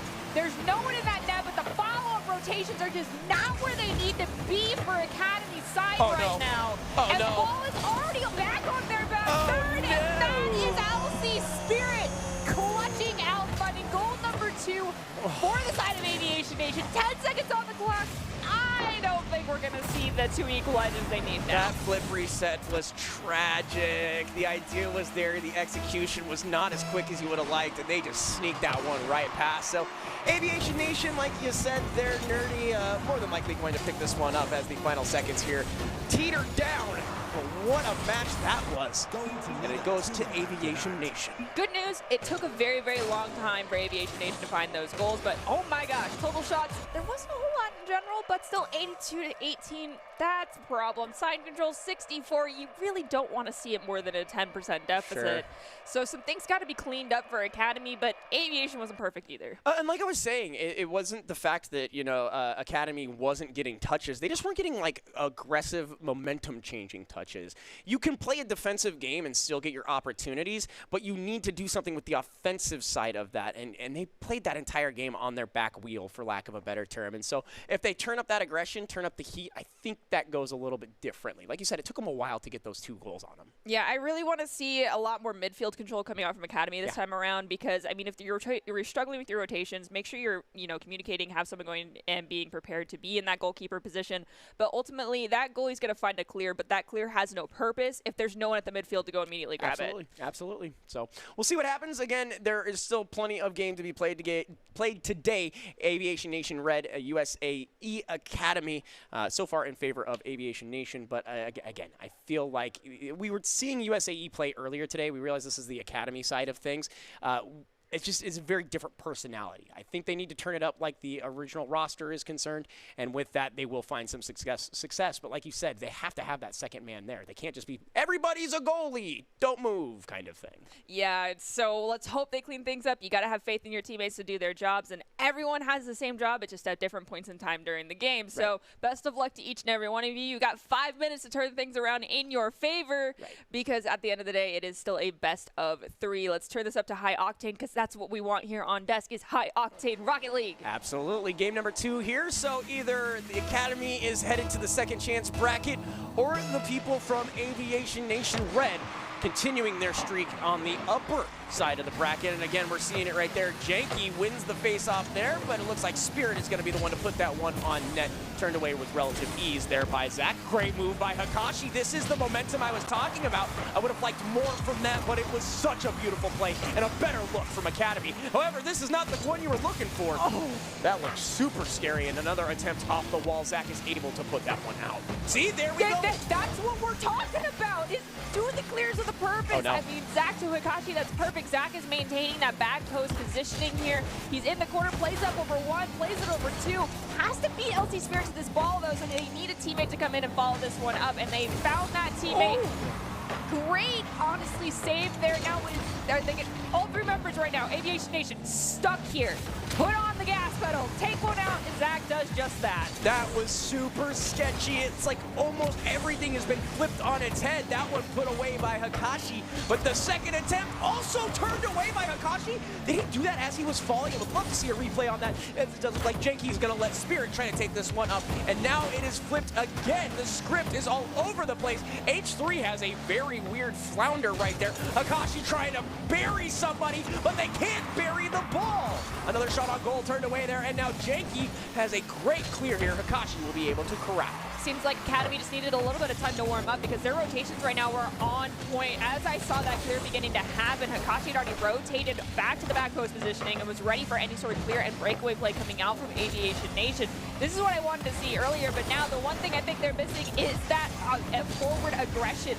They're trying to just push some people out of the way, but honestly, just go for the demolition. Take out that goalkeeper. Had you done that earlier, you'd already have a goal. Well, that was the thing, is it did look like they had an opportunity. Zach came barreling in at that goalie, isn't able to hit him, and they're just not able to finish the goal. They've got the momentum. Now they need the accuracy.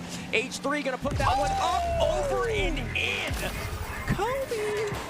Watch the flutter here. Pride puts that one down, and Zach is all by his lonesome. H3 just, can't get the nose on it. The centimeters. You can feel the air as that joke goes right over your head. Aviation Nation finds the first. Academy has been looking quite strong in comparison to what we saw earlier, but that was not something we want to be seeing this early on in this round. Let's hope they can start pulling this one back, getting the momentum in their favor. Just down by 1 goal. That happened exact same in the first game, but the second goal was scored in the last 30 seconds by Aviation Nation. Let's hope that doesn't happen if you're rooting for Academy here. Yeah, absolutely. And again, it looked so good and then fell apart so fast. Zach puts this one up, but they're not able to get there. An attempt is just whiffed. Looking like Chizu when you play right there. What a great little stop, though. I gotta have respect for that one. Hikashi puts it up for his teammate, slows it down, and they are able to try to get this out, but looks like LC gonna push this one down despite where he would have liked it. H3 gonna go up as well, but big clear there from Academy is stopped in neutral territory. We have Zach elevating, dunking it down to Hikashi. Hikashi pops it up over 1. Can't get it past LC. Spear immediately redirects that one. Now we have Pride pushing forward, looking to dunk it down into the net, but the angle wasn't quite right. LC Spirit's going to find the clear here. H3 goes to the challenge against Zach. Zach is going to get bullied by H3, but Hikashi here at the midfield is going to take this ball away from Janky. Pride's going to go for the off the backboard for Zach, but Spirit finds a great short clear. Unlike Spirit Airlines, looking super good here on this side. No offense to them, but hey, it is what it is. I'm just saying the player's looking beautiful right now as they knock that one out. Spirit goes up once again. Tries to get a little kitschy touch there, not able to do so. So LC is going to have to peel on back as well as Janky. Janky just boots this one, but it comes down in the face of USAE Academy. Not able to commit, not able to finish. Zach puts that one off the bottom side, but that means nobody's there with the exception of Pride right there. Thank goodness they were there, or that one certainly goes in. Janky looking for the self-serve ice cream, but instead we'll find a whole lot of nothing. We find a fantastic clear. Zach goes for the dunk down the net. Spirit saves that one. The angle was a little janky for us, to be honest on that one. Honestly, I really thought it was going to go in. We've crossed into that 1-minute territory now. USAE is feeling the sweat as they are trying to find one equalizer here for themselves. This is what we were talking about the entirety of that first match. The momentum is just gone. They're deflated. They just can't find anything. Meanwhile, Aviation Nation Red is just popping shots left, right, in between. Doesn't matter the angle. It's finding a direction like this one right here. H3. Oh my gosh. The absolute death nail right there. Great little self-serve pushed away there from the side of Aviation Nation, and it is just wide open self-serve. It's like a Chinese buffet. Grab a handful of plates and come back when you're ready. 28 seconds left on the clock. That's roughly 1 every 14 seconds for USAE Academy to catch up and equalize this in their favor. Aviation Nation would have to make some grave mistakes in order for that to happen. It's doable, not impossible. The odds of it happening now, not super positive. We might have to see USAE in our second chance redemption bracket for themselves after all. It is double elimination. Best of luck. You guys found one. Can you do it off the kickoff, though? It's been a long time since I've seen a kickoff goal. We got ourselves a game possibility. What a great little roll. See, there's that momentum. Maybe you stop taking flights. Maybe you just start working breakaways. Maybe, I don't know, throw everything at the wall and see what sticks here. USAE Academy does have an opportunity, but they need, oh my gosh, not a chance. Oh my God, not a chance. Zach, you gave your team the opportunity. Can they follow up? If that ball hits the ground, that is it. Yikers. Yikers. What a chance. What an opportunity. A much more even game. Statistics even show it there. USAE Academy, despite getting bullied for, 5 minutes, almost. But Horseshoes, hand grenades, not so much Rocket League. Unfortunately, but they do have a second opportunity to bring this one back. I mean, we have the redemption bracket. It's double elimination, but as I said, there's very, very little room for mistakes in a best-of-3 series. Yeah. You can't use the first game to warm up and only be partially there during game number 2, lest this happens. Well, we did see a little bit of promise. Again, the first minute and a half of that game looked so different, so much better from the side of USAE Academy, but unfortunately, they will be bested by Aviation Nation Red, which means the winner of Regiment and USAE will meet them in the next round. And it does, if you had to take a guess right now between Regiment and USAE, and there's no punishment for being wrong, who would you go in favor of? Well, I mean, we've seen Regiment, and they were put up against the wall a little bit against the Yard Goats. I'm going to have to say USAE just because the clarity of their victory earlier today was just cut and dry different than what we have seen. So I'm going to take what I would say the safety bet of the USAE, despite the fact that their academy team lost to who they'll be meeting. All right, and then if that happens, I love to see that because I like to have sister teams go up against the team that knocked out one of their other teams and be like, we have to do this not for ourselves but for our teammates. It's more than just a game. Yes, exactly. So I mean, like that kind of dichotomy, I want to see it. Hopefully, it doesn't mean someone spends a lot of time on the respawn screen though. It's just they stop trying to score goals and they just play Twisted Metal for the next little bit. Exactly. Into each other, but I think it will be a very high intensity game. And if so, it's going to be scary for whichever team gets the first leg up. I'm going to be interested to see how that goes. I actually want to see a really close game, but I want to see it with more goals. With that being said, let's hope we can give everyone here a quick break, ourselves, the players, and anyone who's watching the opportunity to run to the bathroom, grab some water, because we still have plenty of exciting Rocket League here to come. A strong America is a force for good in the world, and the strength of our military is paramount to that mission. Wherever they go, the USO is there to keep our service members connected to everything that gives meaning to their service: family, home, and country. The USO is trusted to support our service members on all 7 continents. With more than 200 locations, Home for Our Troops is as close as the nearest USO center or program. The USO provides critical programming, connecting with service members and their families millions of times each year. From the moment they swear an oath, new recruits are welcomed by the USO's family of staff and volunteers. I'm here to witness my son swearing in. It's nice to have basically a liaison to help people so they aren't as nervous of what their children are going to go through. Separation and constant movement are an ever-present challenge for service members and their loved ones. The USO keeps military families strong, providing connection home and events for families and couples. From the little Christmas events for the kids, or like we had a date night, the USO has given us time, not only together, time with our children, and things to do. When troops are deployed, the USO provides a home away from home to help bridge the distance. On the front lines, a care package, a phone call home, comfort food, a familiar song, or a moment to relax can mean everything. When their military service to the nation is complete, the USO connects transitioning veterans with resources in their new communities and helps them plan for their next chapter. We spend most of our time serving the country that when it's time to get out, we're usually behind the curve a little. The USO has come in and kind of get us a leg up on that transition so we can make the best move into a second career. We are the USO, the force behind the forces. Go to USO.org to learn more.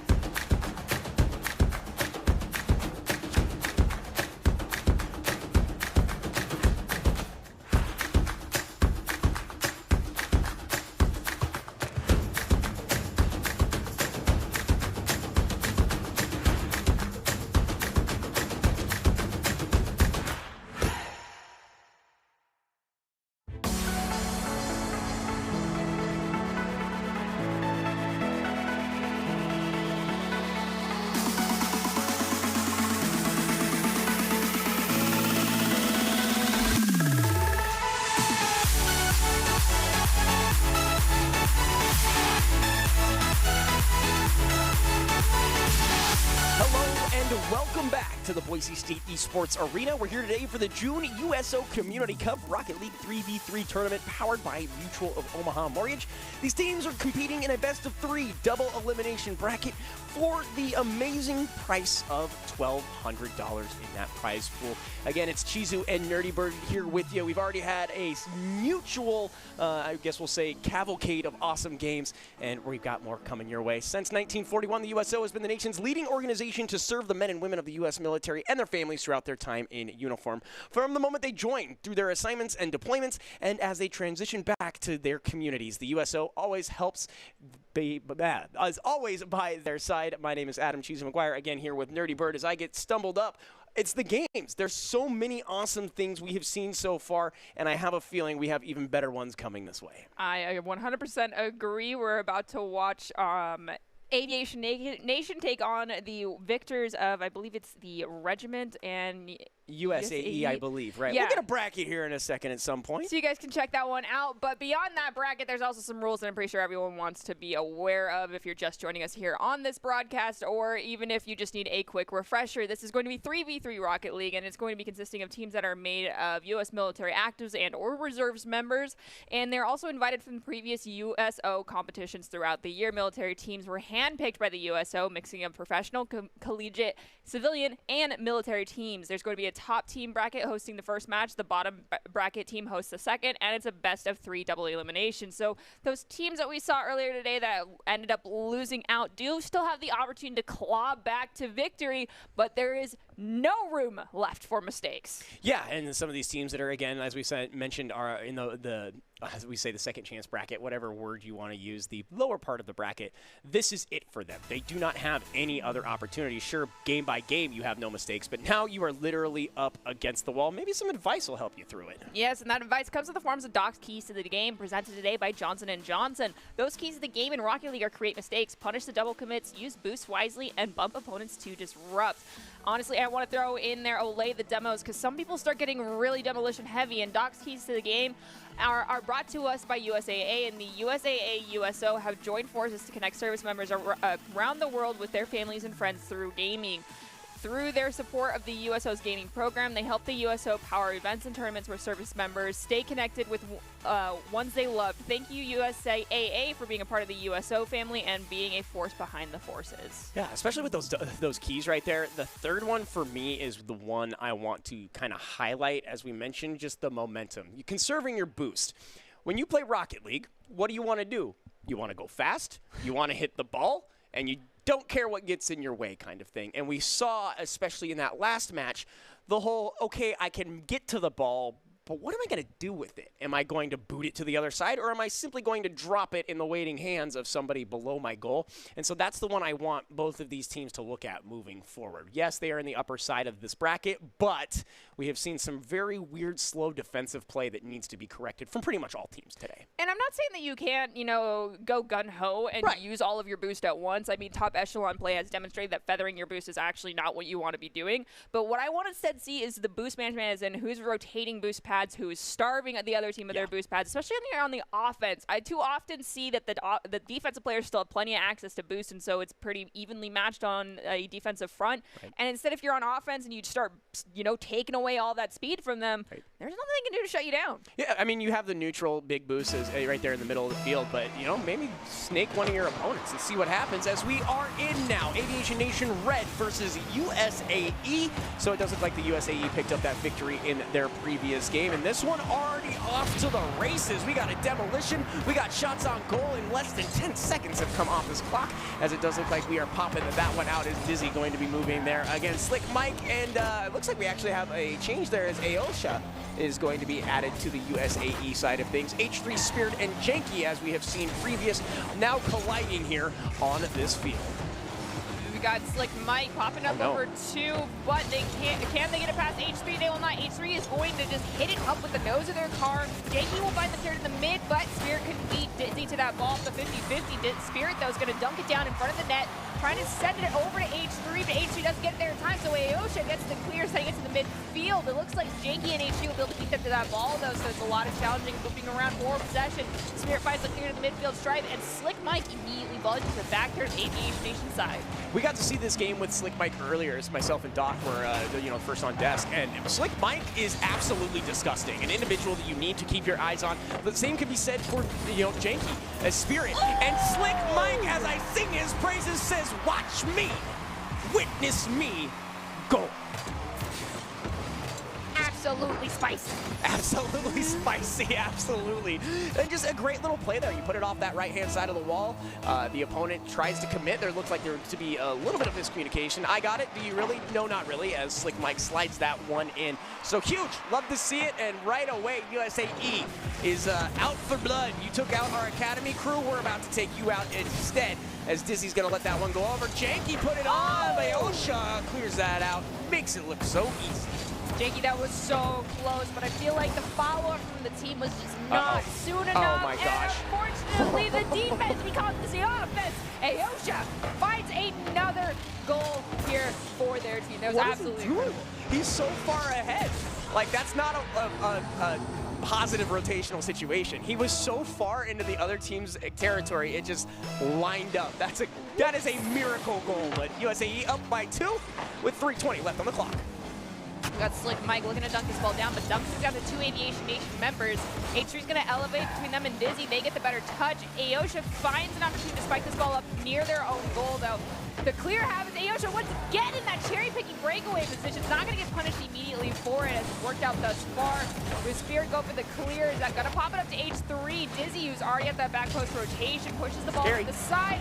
Nosedive from Spirit does not work out in their favor, as we've got, again, Slick Mike with possession. He's going to look for an opportunity to get this ball in that goal. Stopped by, I believe that was Jakey, but all 3 members of Aviation really on their back feet there in the goal. Yeah, great move there to kind of stop the momentum to allow Aosha to try to get up there. A little Pele action as Spirit is going to put that one up, but Slick Mike says, "This is my comfort zone." Aosha again on the aggressive side, tries to flick that one in and almost finds it. A huge save there from the side of Aviation Nation. Looks like Janky going to carry this one up off the right-hand side, as Aosha is going to make sure it heads towards the opponent's goal. This could be an opportunity, but Spirit should be able to flick this one out. Janky follows in kind, as Dizzy now back on the chase, pushes this and pinches it off the wall. No one really there. H3 going to put some pressure on, but it's just not quite as accurate as he would have liked, as Dizzy should be able to clear this out. Allows for his teammate, just kidding, as Spirit puts the spin on that one, and now here comes Slick Mike, is going to be denied, as Dizzy pushes that one out to the left-hand side. Aosha was hoping to find that clearing opportunity, but Slick Mike cannot elevate fast enough. H3 is just a flying demon, to lack of a better term. They are immediately in the air for most challenges, and an unfortunate own goal because Dizzy got a nose on that. We'll see it in the replay here. Oh, Spirit spikes it up. It's going to be dunked down by H3, and then right there, Dizzy tries to go for the redirect, but when it's that flat to the goal, it's like 10% in your favor, and then 90% is just physics working against you. Aviation Nation still down by 1, though, as we are crossing into the last 100 seconds here of game number 1. Damn you, inertia! It was definitely what they're screaming on the side of USAE, because like you said, they tried and were found wanting. That shot was a laser. Spirit looking really good right there, but Slick Mike will corral this off the wall. Little pinch situation there. Spirit's not going to let him just roll over the crew. H3 up again. The Halo more than just a aesthetic, as they have been a guardian for this crew right here. Only down by 1, but Janky going to be forced on back, not able to corral that one in the mid. Slick Mike tries to carry this ball forward, took too many touches. H3 capitalized on that multiple possession quickly. Ball in front of USAE's goal. It's going to be cleared to the side by Aosha. A little bit of a double commit there between teammates of the Aviation Nation. H3 can't find the touch to get it in the goal at the midfield. field. Janky stops it at the stripe, plays it around Dizzy, but cannot get it past Slick Mike. The sequence there was absolutely alarming, as it does look like H3 going to put this one on goal, but it is going to be wide. Dizzy going up to try to redirect this. Another shot on goal. That is a huge pop, and there is nobody there to follow it. The second touch is denied by Spirit, but Aosha is going to try to put this one on and in. H3 is there to deny it, and right now Aosha is going to just scratch their head. It looks so good as Jakey's going to put this one on towards the net, but not going to find anything as he gets pushed into that left-hand side. Of course, Slick Mike pushing that one forward, but H3 stops it. We have a neutral game as Dizzy puts this one up. H3 yet another touch here, and it does appear that the final seconds coming down. The game's not over yet until that clock reaches 0. It's up. Aviation could, but it looks like it's turned away. Another opportunity. It touches the ground. USAE picks up game 1. That was very close. I mean, a 1-game differential, but you can see here total shots on goal heavily in favor of Aviation Nation, but their accuracy is not where it needs to be. Side control even in their favor as well, but I again speak to that whole you need to be doing things with a purpose, and it doesn't matter if you spend more time on offense. If you are not connecting passes and doing it with intent and doing those clears with intent, you're just shooting the ball in random locations unless it's at the net. So start figuring out what you're wanting to do versus what you're doing on the field. Hey, I just want to have the high score, and I don't necessarily have to get points to do that. I can just, get saves and attempt shots on the goal, but that's because then your controller flashes and you're an MVP and it feels really good. Okay. I was just trying to say the advantages that they had, they couldn't do much with. Yes. And so it's the unfortunate, side of it is you feel like, hey, we got this, we're doing great. And you're like, well, what seems to be the problem here? And I think you spoke to it, with intent, finding a reason to do the thing that you were doing, not just doing it because. Yeah, so let's hope that they actually start, really working on connecting passes. And honestly, I hate to say it, but someone may need to become a Demolition Derby expert in this situation. I mean, there were countless times where we just saw one person running circles around everybody. I mean, H3 is doing a fantastic job, but they may end up a lot on the respawn screen. Mike is doing a great job as well. They may want to start working on some demolitions as well. We'll have to wait and see, but there is fantastic skill here coming out from Aviation Nation. Something is missing. Maybe it's the fact that they're playing on an equal field with Panther. That's that demo you're talking about, H3, you did it! They can't finish it. I hate soccer rules at certain points in time when it does not work. Dizzy, but you shot it right at Jakey. You can't do that. Okay, but you can do that. All right. Excuse me? All right. Excuse me? Just no one talks.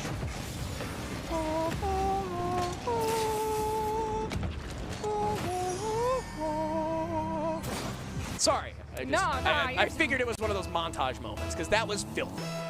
I mean, Jakey had back-to-back saves there. There was 3 shots on goal. You can't stop all of them yourself, Jakey. I totally understand it. But when there is this much offensive pressure, you definitely want to, I mean, if you're on the defense, just take one of them out. If it's really becoming that much of an issue, there's so much pressure being put on you. But Jakey looking for a shot opportunity. Slick Mike.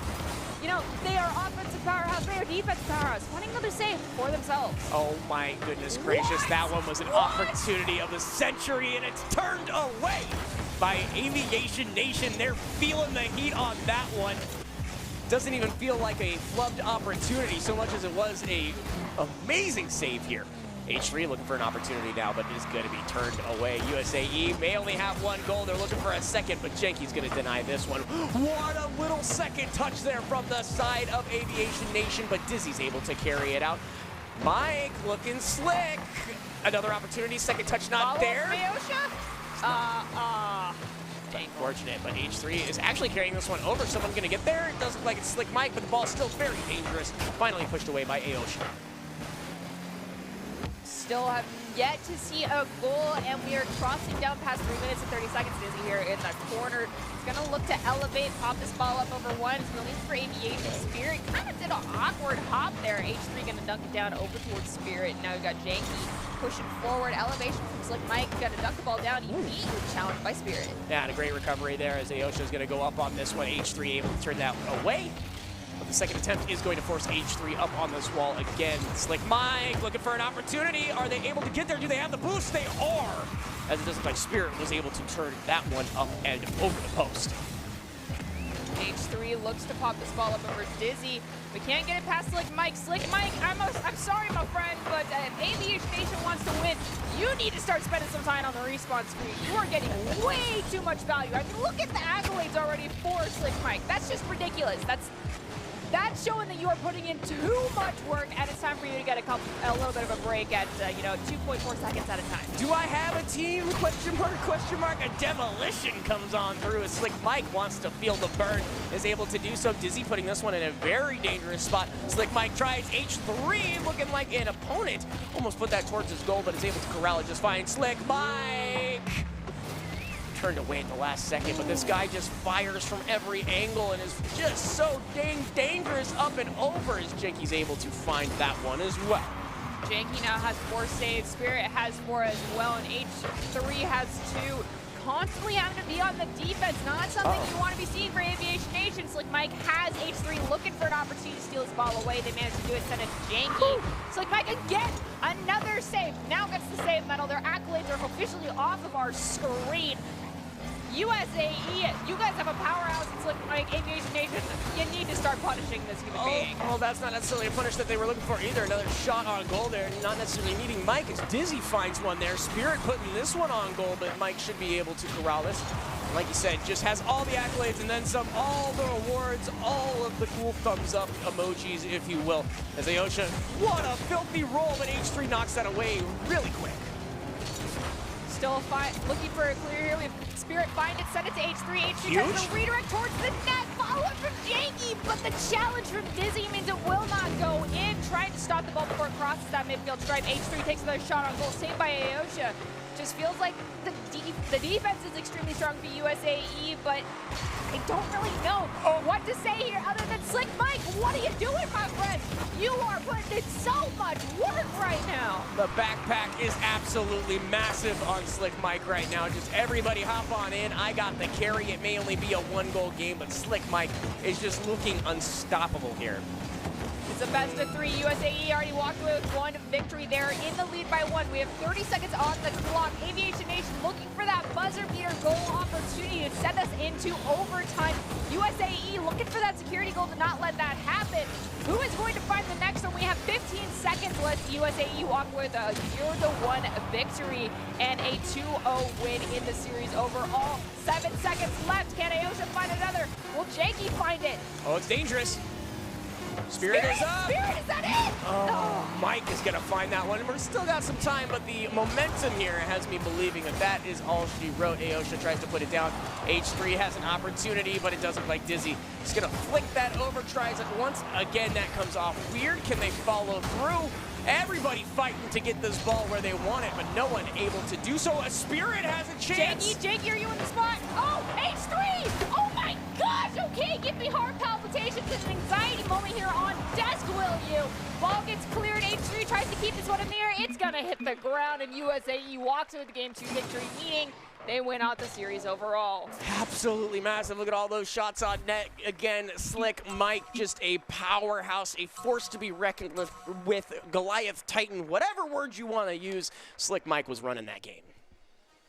Congratulations, USAE. You guys are the winner here in this best of 3 series, but it does mean that Aviation Nation's not out of it just yet. They're going to go to our redemption second chance lower bracket. I like to call it the redemption bracket. It's your opportunity to bring it back, because someone who gets knocked down there is going to be able to come back with a vengeance later on in the series. We'll have to see who ends up being in that situation, though.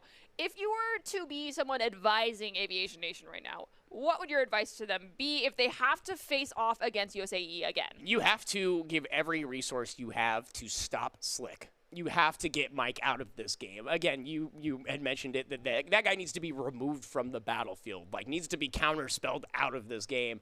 And that's just one piece of that 3-man roster, and that's the scary part. You get rid of him, I think you might have a little bit more of an opportunity, but those other 2 members are just as good, if you will.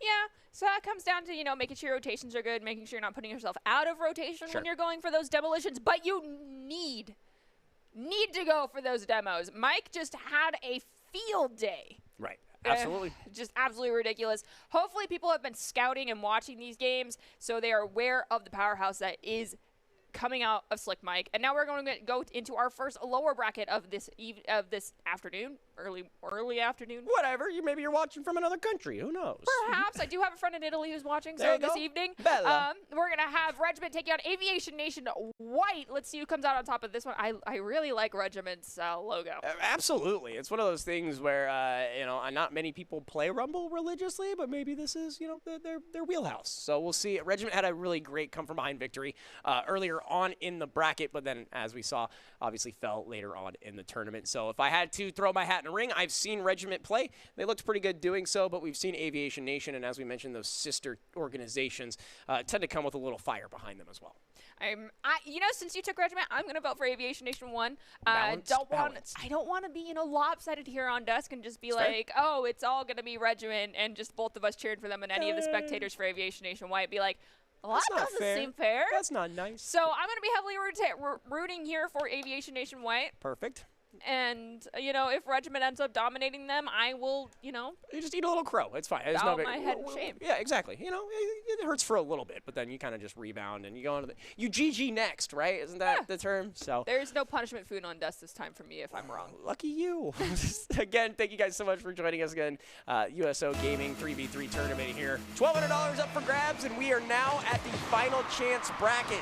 Neither of these teams can afford a loss, let alone two, or their tournament day is over for that matter. But looks like Noosh is on this crew, Sayless, as well as MC Wereagle. Sure. Wereagle? Either way. War Eagle. McWar Eagle. Oh. McWar Eagle. There we go. MCC War Eagle. As that one shot in on goal. And speaking of War Eagle, it says, get my name right. You're going to be saying it. Wait. My apologies, but there is a player with the name It's Spooky, and I recognize that from stuff I've casted in the past. If that is the player I'm thinking of. Spooky's gnarly. It might actually be the player I am thinking of. Yeah. So it's Spooky. If that's you and you know what I'm referring to, I don't want to, oust you a little bit too early. But if it's you, let me know. Tag me on Twitter. Tag me on the Twitch, as it looks like It's Spooky gets a demo right there. But again, Aviation Nation White, as you said, Nerdy looking good here in the first minute of this game. War Eagle popping that one off the wall, and now Kareen has an opportunity. Second touch is there. Had a teammate waiting in the wings, maybe needed to cool their jets and let their teammate take over, but shot turned away. Another opportunity possibly, but that one is flicked out, as it does look like Regiment will have another opportunity here. Kareen goes up and misses it all. Faking, as they say, as a demo comes through in favor of Regiment. Nice little push there, actually, and the challenge will go in favor for them again, but Spooky not able to finish. Sacker is going to look to try and dunk this one down to a teammate, but takes too many touches in air. And Spooky's going to pop it up. Does not hit the ceiling, thankfully, but unfortunately can't get that hood on it as they're trying to dunk it down here. It looks like Kareen is going to try and send it to the corner. We have all three members right now of Aviation White kind of bunched up, making any sort of breakaway clear opportunity very difficult. Thus is why Regiment has been dominated here as far as side control goes. Though Aviation Nation still has the first goal in their favor. Plenty of time left right now for Regiment to find one of their own. Breakaway play finally happening from Aviation Nation. Sakura not able to turn that one away, so his teammate will have to do it for him. However, he's able to put that one on net. The second touch almost actually goes in on the first, but the crew is there on all ways, shapes, and forms. One save, two save, red save, blue save, as it is going to be neutralized. Neither team finding an edge here. All right, Dr. Seuss, we now have Spooky looking for an opportunity to play it off the backboard. Fortunately, they cannot find the right angle nor the right elevation. Sakura is going to look to redirect this, bring it down for, I believe their intent was to hand that over to Kareen. But there was a challenge from one of the Aviation Nation members, and so that one went away immediately. Now McWar Eagle pops it up over one. McWar Eagle! What was, how? I really thought this save was here. Huge pop from the defensive zone. Doesn't even have to follow it up until right there. If that doesn't get saved, it still goes in. It was a damned if you do, damned if you don't scenario. And War Eagle with their second on this match. Plenty of time left. We have 2 minutes and about 35 seconds left on the clock. Aviation Nation only up by 2, but if you are just joining us now, this is our redemption bracket, so no mistakes anymore. If Aviation Nation wins out this one, they get the opportunity to continue, and if Regiment loses out this series overall, they are done-so. That is it. But a 2-goal deficit, over 2 minutes left on the clock. That's plenty of time to make up for it. Absolutely. Spooky pushing this one over, but not going to find anything. Sakura should have an opportunity here to make a play unfold, but it is just booped right in the snoot. that one not able to go where they wanted either. Is Kareem going to put that one on? It's going to hit the backboard here. Should be an opportunity, but it is shanked to the left. Huge slice there, not able to finish. And that should allow for Aviation Nation to recollect and reconsider. Huge. Huge, making a great clear, but it's Spooky. He's going to send it to the side. They have to play it around Sakura, and I say Les did take out Kareem. Oh, no. Opening up the goal-scoring opportunity for themselves. They are now up by 3, and I do believe that might be the nail in the coffin. If they can just maintain the pressure that they're putting on right now, going up by 2, passing that 2-minute and 30-second mark, pretty much is a done deal. Yes, we've seen plenty of goals scored in 1 minute and 40 seconds, but it feels like Regiment just cannot respond to Aviation Nation. And that was huge right there. Sainless actually was able to just be in the right place at the right time. The 1v2 works out super well. The bounce is exactly where you wanted them, so unfortunate circumstance or unprecedented skill, we will find out here as Aviation Nation up 3-0 with 1:30 left on the clock. A little play flick out here. Regiment needs to get something. They need to show some signs of life, a heartbeat of anything, but that right there turned away by Noosh without any issue. Noosh pushes the ball forward into the corner here on the back third Regiment side of the field, and Spooky finds a great clear, but it's going to go straight to McWar Eagle, the powerhouse, the one who's gotten 2 of the 3 goals here for Aviation Nation. Ball still here on the back third of Aviation's side. Elevation. Double whiff from 2 different players, 2 different sides. Shot on goal, McWar Eagle finds the save. Yeah, that was a little cattywampus, weird kind of situation. Everybody just wanted to do some backflips. But this one on goal, pushed away. The defense is there. Speaking of defense, it's Spooky. He's going to put one offensively towards the goal.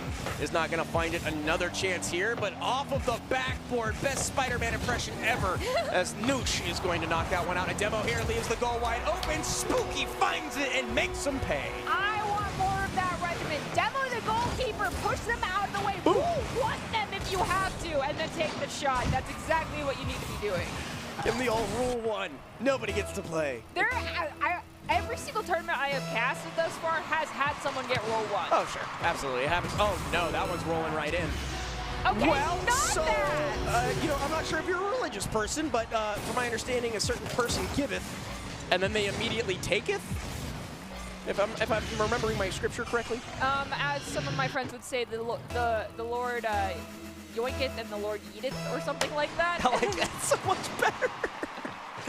Oh, either way, they got a chance to breathe, and now they are choking. As Regiment scores, they get scored on. Another opportunity. We talked about the choke, and Spooky's back. Absolutely incredible. Not just do it again. He yoinketh, he yoink again? Yeah. That works out. Spooky gets a great move there, and had a teammate on the inside as well, so even if that ball gets saved, there's an opportunity to spike that down. But 2 goals in 18 seconds, a hefty order. We'll see if we're running a 24-hour diner or what the situation is here. As that one's coming in. Turned away there, though, with ease. That one shot on goal, popped on out. Final seconds, 2 goals to go. It feels like an impossible situation. Feels like this one's chalked up, especially after that, your own teammate just stopped your shot. That's unfortunate, but Aviation Nation didn't need it, so they'll be happy with this round 1 victory. You can see Regiment dominating shots on goal and side control, technically even boost use as well. It just felt like, you know, the saves coming out from McWar Eagle were just too much. Just even the scores, too. I mean, we spent more time trying to figure out his name in the early seconds than they needed to actually score the first goal. That shows you just how fast and crazy that individual is. Again, this is the first time we have seen them here on broadcast. Kind of bummed we hadn't seen it earlier because this individual is just on fire right now. Absolutely incredible player, but that does mean that if this, like I said earlier, I have a hunch that I know who Spooky is. Gotcha. And I've casted quite a few of their games when they were playing in high school leagues. Sure. So if I know who that person is, that means that they now put a giant red X on War Eagle's back and might spend quite a bit of time trying to make sure they can't do much on their side of the field. I mean, McWar Eagle was not only put 2 goals on the net, but they made so many gosh darn saves, and they were facilitating quite a bit of clears. So it's just like, if someone's doing that much work, let's give them a quick break, you know. Yeah. Well, and you saw Spooky had so many shots on goal, so many opportunities, just wasn't able to find the net. And as you mentioned, that comes from the saves on the other side of things. But we mentioned Regiment has, you know, plenty of opportunity to make this work. So we'll see what's going on, who walks away.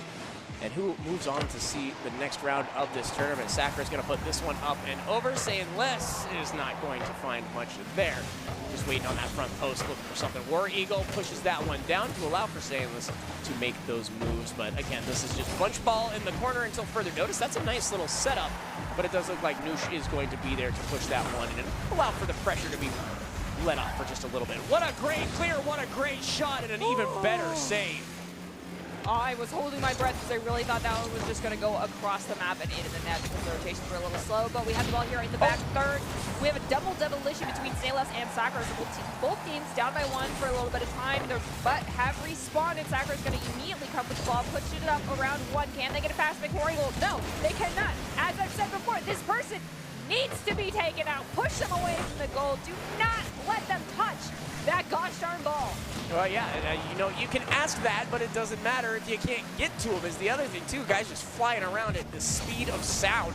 It looks like it's Spooky tries to get something there, is not able to do so. So that means that War Eagle's going to put this one up and over. His teammates are there. Noosh looking to push that one, and Saying Less tries to get on there. A little double commit there from the side of Aviation Nation. So he'd find a way to kind of slow this down, open up the field a little bit more as Kareen there going to fall short as Sakura is forced on the back. It's Spooky and as well as Noosh all in the goal, but not going to find anything. Saying Less is in there, and that is a wide open goal. Oh, no.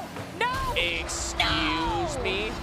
The control here is kind of disgusting as well, so we'll take a look. That one comes off the wall. That's just an unfortunate read, but this right here is the disrespectful part. Little pop, little drop, and a little rocket, as it does look like they are going to be off to the races. Aviation Nation with their first one. You said it that you need to slow down and take control here, and McWarrior was like, all right, let me show you what that looks like. You want it to be fancy, or you just want it? Speaking of fancy, up and around, the reset looked beautiful, but not going to find it. Noosh had an opportunity, not going to connect as War Eagle once again strutting their stuff. That's the wrong way. But hey, pass it back to your teammate, let them take the big bop. Saying Let's going to put this one down and on. Unfortunately, though, they lost control of that ball in mid-flight. They are going to transition for Noosh. Noosh is going to be taken out by It's Spooky, and Sakura is going to dunk it down to Kareen. Kareen's going to look to play it off the wall, but unfortunately just left it, allowing McWar Eagle to take a shot on goal. That's not what you want to be doing. Go for that 50-50, especially if you see War Eagle going after it. Popping it up, trying to get it past McWar Eagle. He's everywhere. Flying into the air like their animal counterpart. Excuse me? And with the redirect to Say Less, will find another goal. So what happened here? Okay, I'm not entirely sure why, I'm not sure who it is on the blue side, but they were completely on the opposite spectrum of that entire play. They were going for the aggressive back end, and they definitely needed to be in the defensive side, but instead they are punished. As we have seen, Aviation Nation does not relent, and McWar Eagle is out for blood, giving its best while doing so. If you are currently watching and are one of the coaches, managers, players of one of the teams that's going to be going up against Aviation Nation later, if they are the ones to make it out of this game, you need to find someone to clip McWar Eagle's freaking wings, man. Yeah. They spend way so much time going for free, but there we go. We find a goal finally for Regiment here. They're showing signs of life. They need one more. I think they can do it. There's plenty of time on the clock, but they need to not let any more go into their net because it's taken so long to find this first goal. Yeah, kind of a weird double touch there, leading to War Eagle having to make a decision. He went left when you should have gone right. It's not his fault. It's one of those split-second decisions that you get in Rocket League. So a little bit of a sloppy play that we're not used to, but as you see, they recollect real quick. Sainless and War Eagle quite literally stacked on each other. Not necessarily what you want to see, but a formation they are willing to run as that one's pushed on back. Sakura again putting this one towards the orange goal, but it's turned away there by Sainless. It's Spooky returns the favor. We are now in neutral, as it does look like War Eagle finds the mid and gonna put that one on. Noosh had an opportunity in tandem. And Kareem makes the save. It's gonna set it in Spooky. It's Spooky. The demo! Oh! It's Spooky! Yes! He hit the player, not the ball. War Eagle goes up, misses that one. Sainless gets a piece of the ball, but more of the player, and it rolls right past them. So we got a game number 2 here, 2-2, 1:43 on the clock. And as one of my good friends, Subzones, by the way, happy birthday to you, I know I'm a day late, would say we are at the It's Complicated tied 0-0. Yeah, absolutely, it's complicated. Sakura here is going to put this one on as Noosh is actually out of position. Spooky hits the crossbar, and War Eagle should be able to carry this little 1v1 carry action.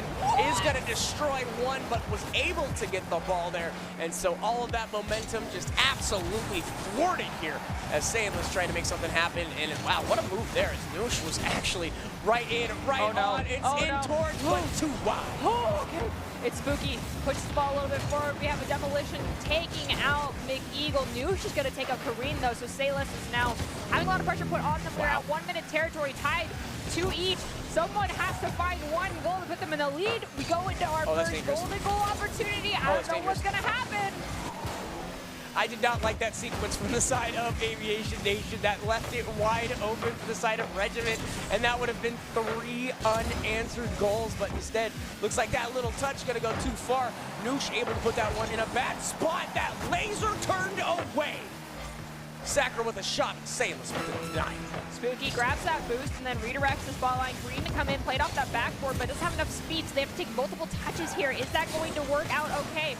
War Eagle gets in front of them, snagging that ball away. We're crossing down into below 15 seconds here. Do not let War Eagle have possession of this ball, or that scoreboard's immediately going to turn lopsided. And Sailors takes out Sakura. Noosh is going to be taken out by Spooky. Who's going to find the goal? We're going to see golden goal time. Is it overtime? 4 seconds left. Noosh able to clear that one out. It looked so good. The final seconds could be a 0-second goal, but it does appear, as you said, Nerdy, we're going into golden goal situations. Going off this first kickoff, it doesn't look like Sayless is going to win it. The Kareem off the wall, grabs it, can't maintain it for too long, though. Dunks down in front of them. War Eagle's going to get a touch on it, send it forward. That's a cross-map shot. Spooky, though, finds it quickly. Beautiful. Ball's still in front of the goal. They need to clear it. Not able to find it, though. Great little sequence there from the side of Aviation Nation. Immediately punished. A stop right there.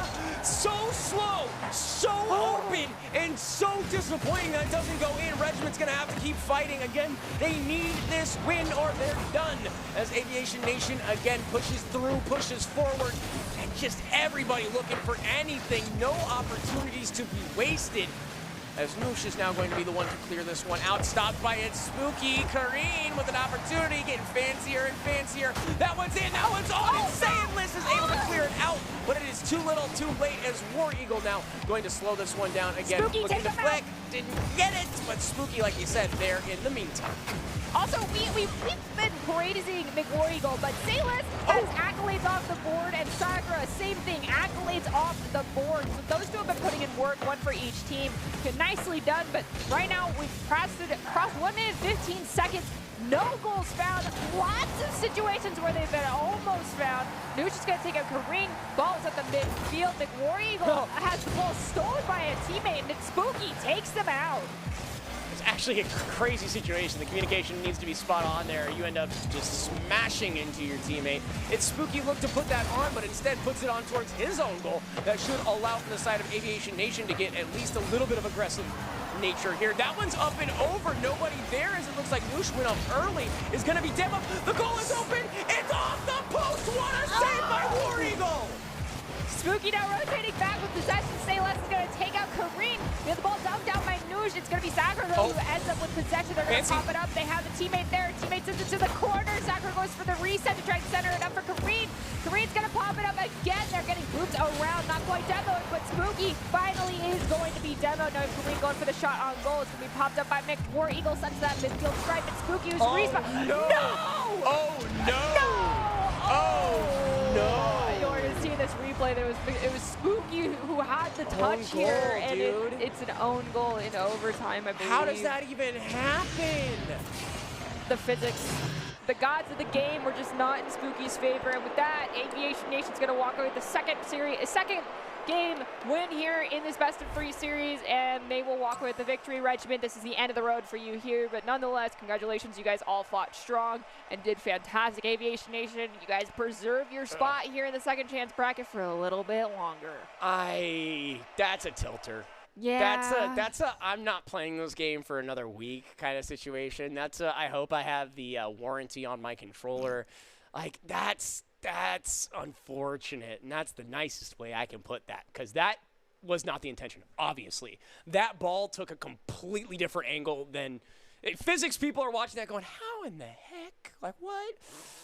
And if you're the team, you're just hanging your head. That's not even almost in your fault, like, situation. That just Damn it! I've said it before that if you play this game and you manage to hit, like, grand champion rank, you should be going for, like, a physics or mathematics major in Aeronautical college. engineering, like something. It's absolutely ridiculous. And that one, my brain is just like, how?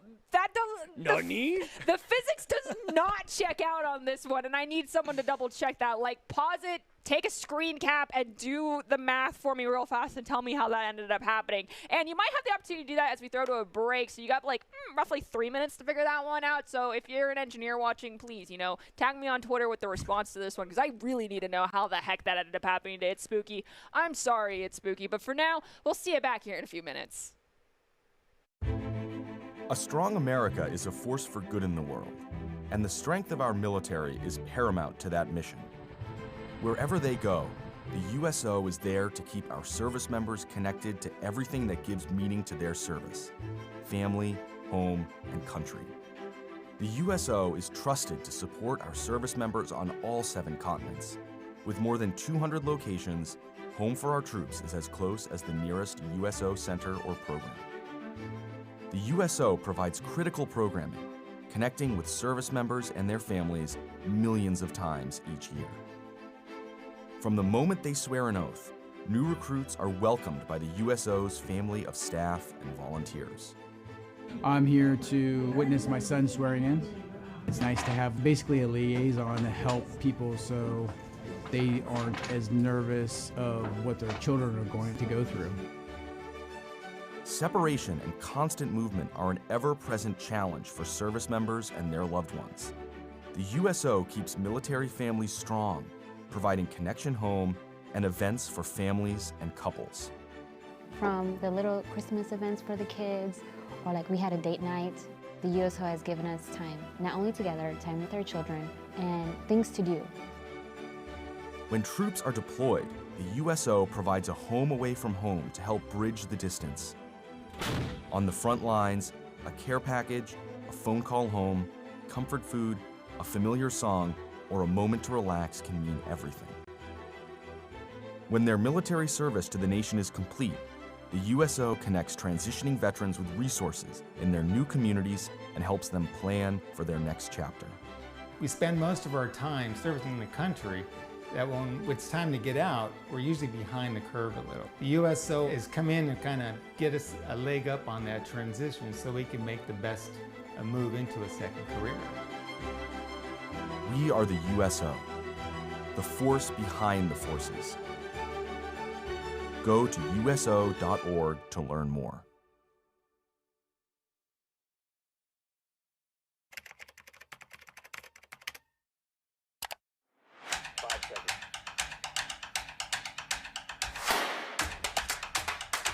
Do you think we can do it like James Bond style? Yeah, only one way to find out. Dun dun dun dun dun dun. I made it! I made it! I made it! Yes! Did I get it? Yes! Well done. We killed it!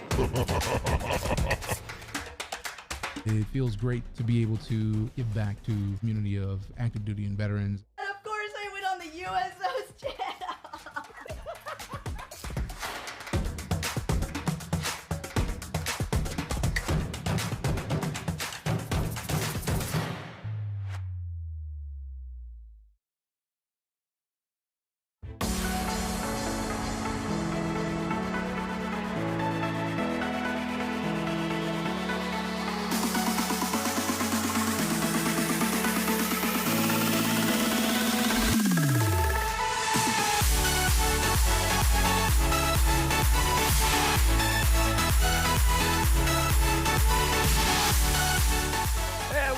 Boise State Esports Arena. We are here today for the June USO Community Cup Rocket League 3v3 tournament powered by Mutual of Omaha Mortgage, where the teams are competing in a best-of-3 double elimination bracket for the chance at $1,200 in prize pool. Since 1941, the USO has been the nation's leading organization to serve the men and women in the U.S. military and their families throughout their time in uniform. From the moment they join, through their assignments and deployments, and as they transition back to their communities, the USO is always by their side. side. We got Chizu, we got Nerdy Bird, and we have got a sequence of games that are do or die. From here on out, if you make a mistake, it could be your last. We just saw an absolutely crazy game between some of the best of the best. And for those of us just joining in, 3v3 as always, because that's kind of the best way to play Rocket League.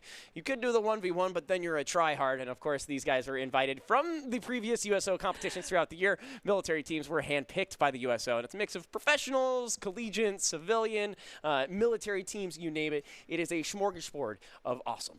Yes, and as you just mentioned, we are down to the wire for some of these teams, and we're actually going to be able to see Aviation White, who we just saw, take on Yard Goats, who I believe earlier was taken out by Regiment. Right. So it'll be interesting to see how that works out. Do you have any anecdotal things for me to know about going into this about Yard Goats? I mean, that name alone. The name alone is great, and they did spend a lot of time, it looks like, creating their icon, their emblem, whatever you want to call it. And as we alluded to earlier, maybe we spend more time on the sticks as opposed to the drawing pad.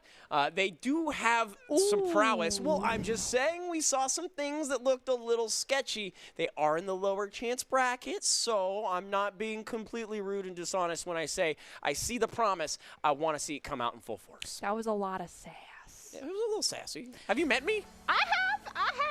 And for Yard Goats, we have some special keys to advice. Just kidding. They also apply to Aviation Nation. They come in the form of docs keys to the game.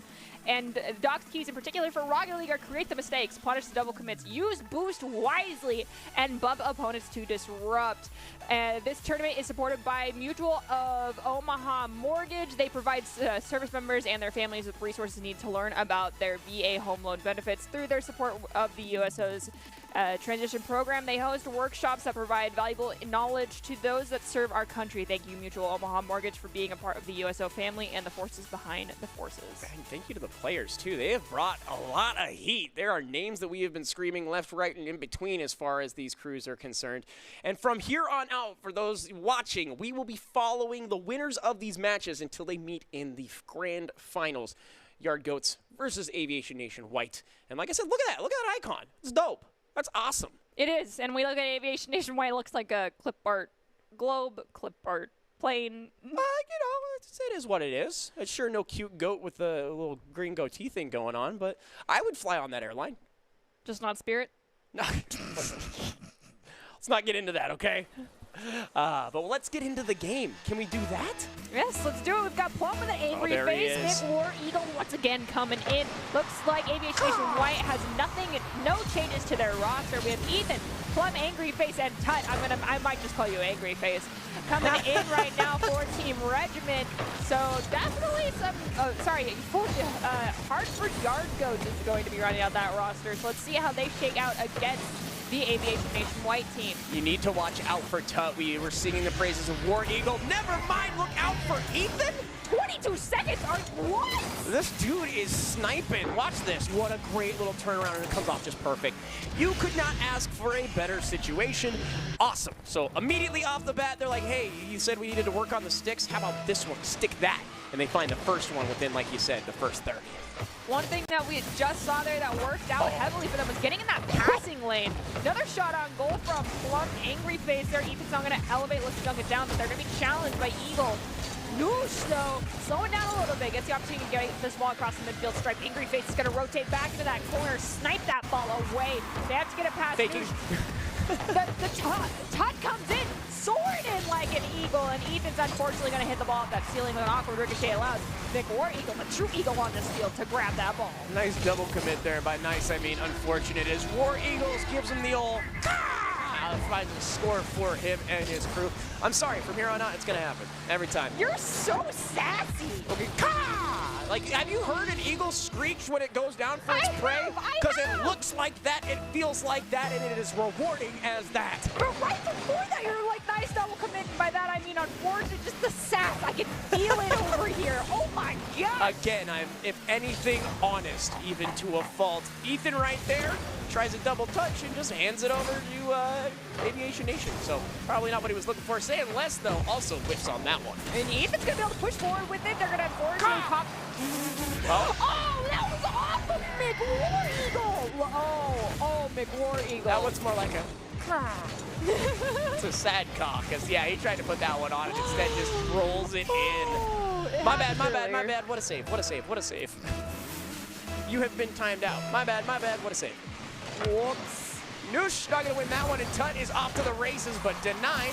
That time successfully by McWar-Eagle, but that second shot turned away as well by Ethan.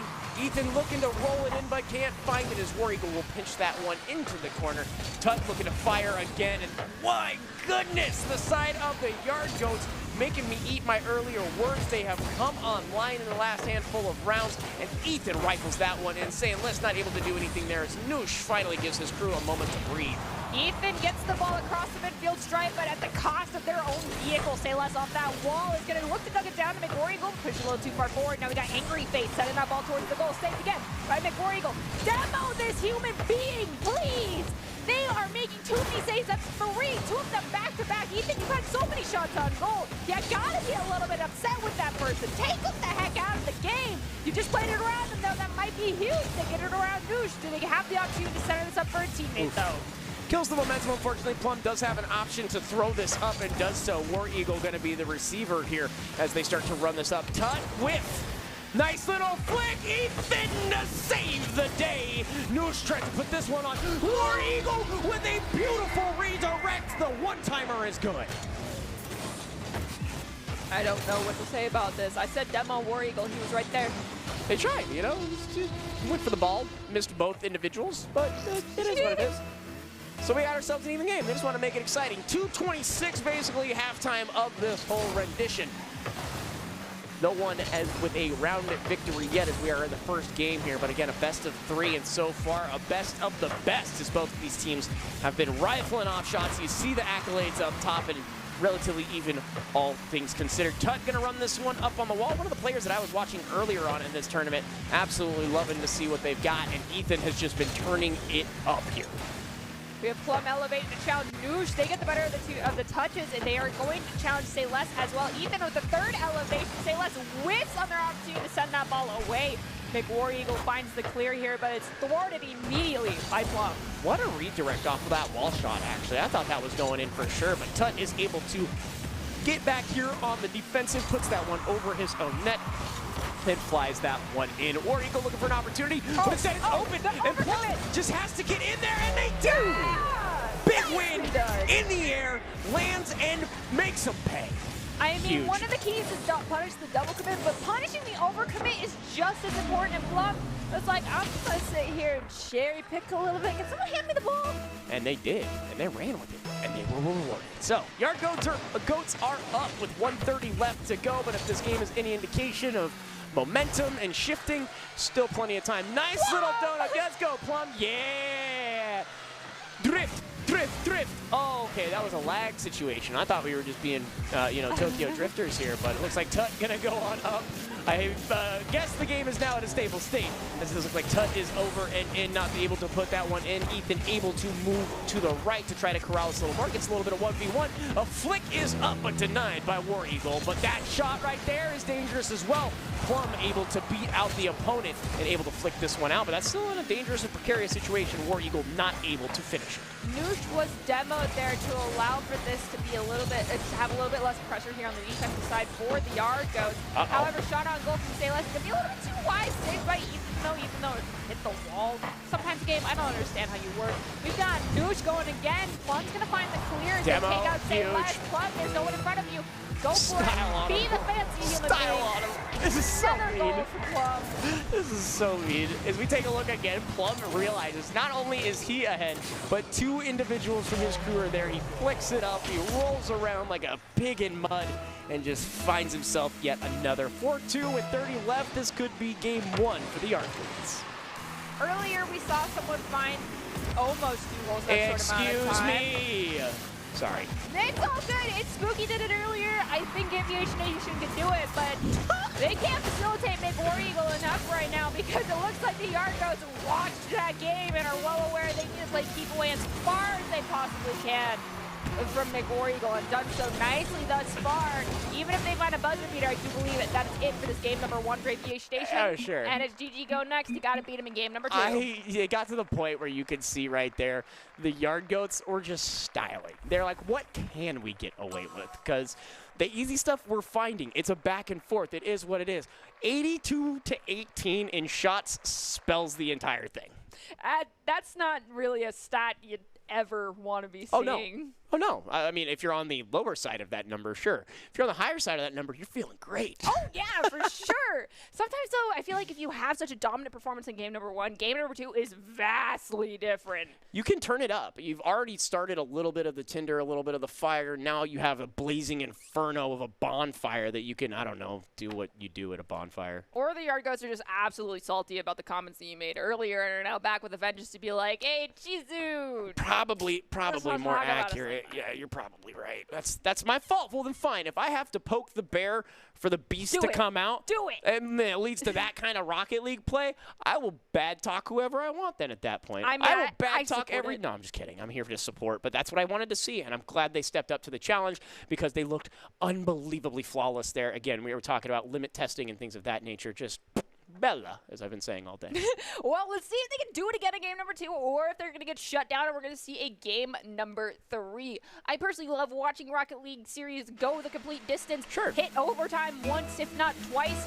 But, you know, at the end of the day, this is a tournament, so that means it's a lot of time to spend if you go into a third game in a series. I wish both teams the best of luck. Yard Goats coming out strong already, pushing the ball to the back third of the Aviation Nation side of the field, and Plum back post rotation perfectly, grabs that ball off the clear, sending it to the midfield stripe. USO takes out Ethan, the powerhouse, who has been there for the Yard Goats. So another one takes out Tut. Looks like it is just demolition derby right now for Aviation Nation. They got your wish. Yeah, but they used all of their boosts to do that. Tut's going to put that one in as well, but not going to find much. Teammates running into each other, that is never what you want, nor is it the ideal situation, obviously. As Noosh is coming in on this one, War Eagle there, but denied by the plain named Ethan, who shows off anything but plain skills and punishes them for the first of this round.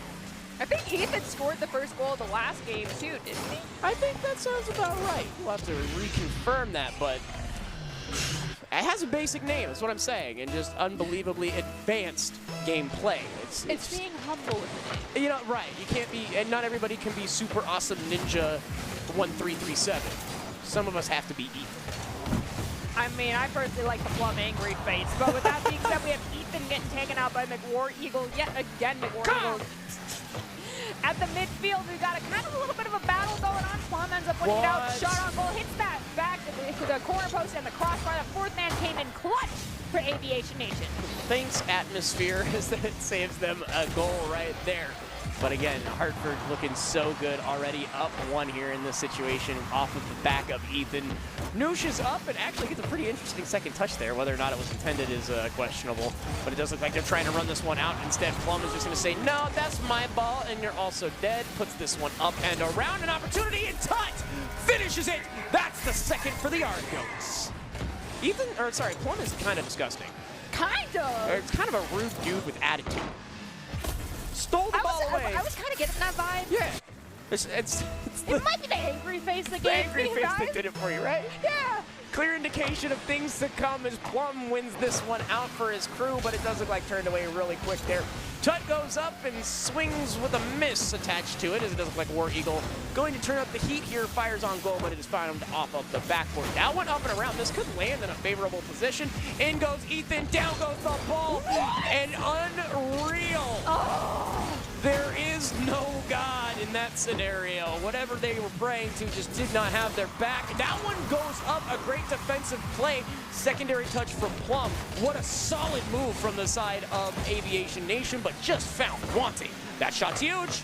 Turned away there by Ethan. And if you are unfamiliar with how Rocket League works, the goal scoring rules are exactly how they are for real soccer. Like that? Yeah, ball has to completely 100% cross that goal line. If a single pixel is not across, the game says, nope, not a goal, and you don't get it. Celeste made sure that that was true, as there was nobody in that goal. The back post rotation just coming out a little bit too slow there for Plum. Aviation Nation showing wow. What a save, what a save. This is why I love Rocket League, man. You can trash talk your own teammates, or you can just put it in the net. You've got to actually be joking. No, don't touch it. Okay, Ethan. Plum almost caught that ball out of the net. yeeteth, yoinketh, ineth, outeth. It's a game of inches here.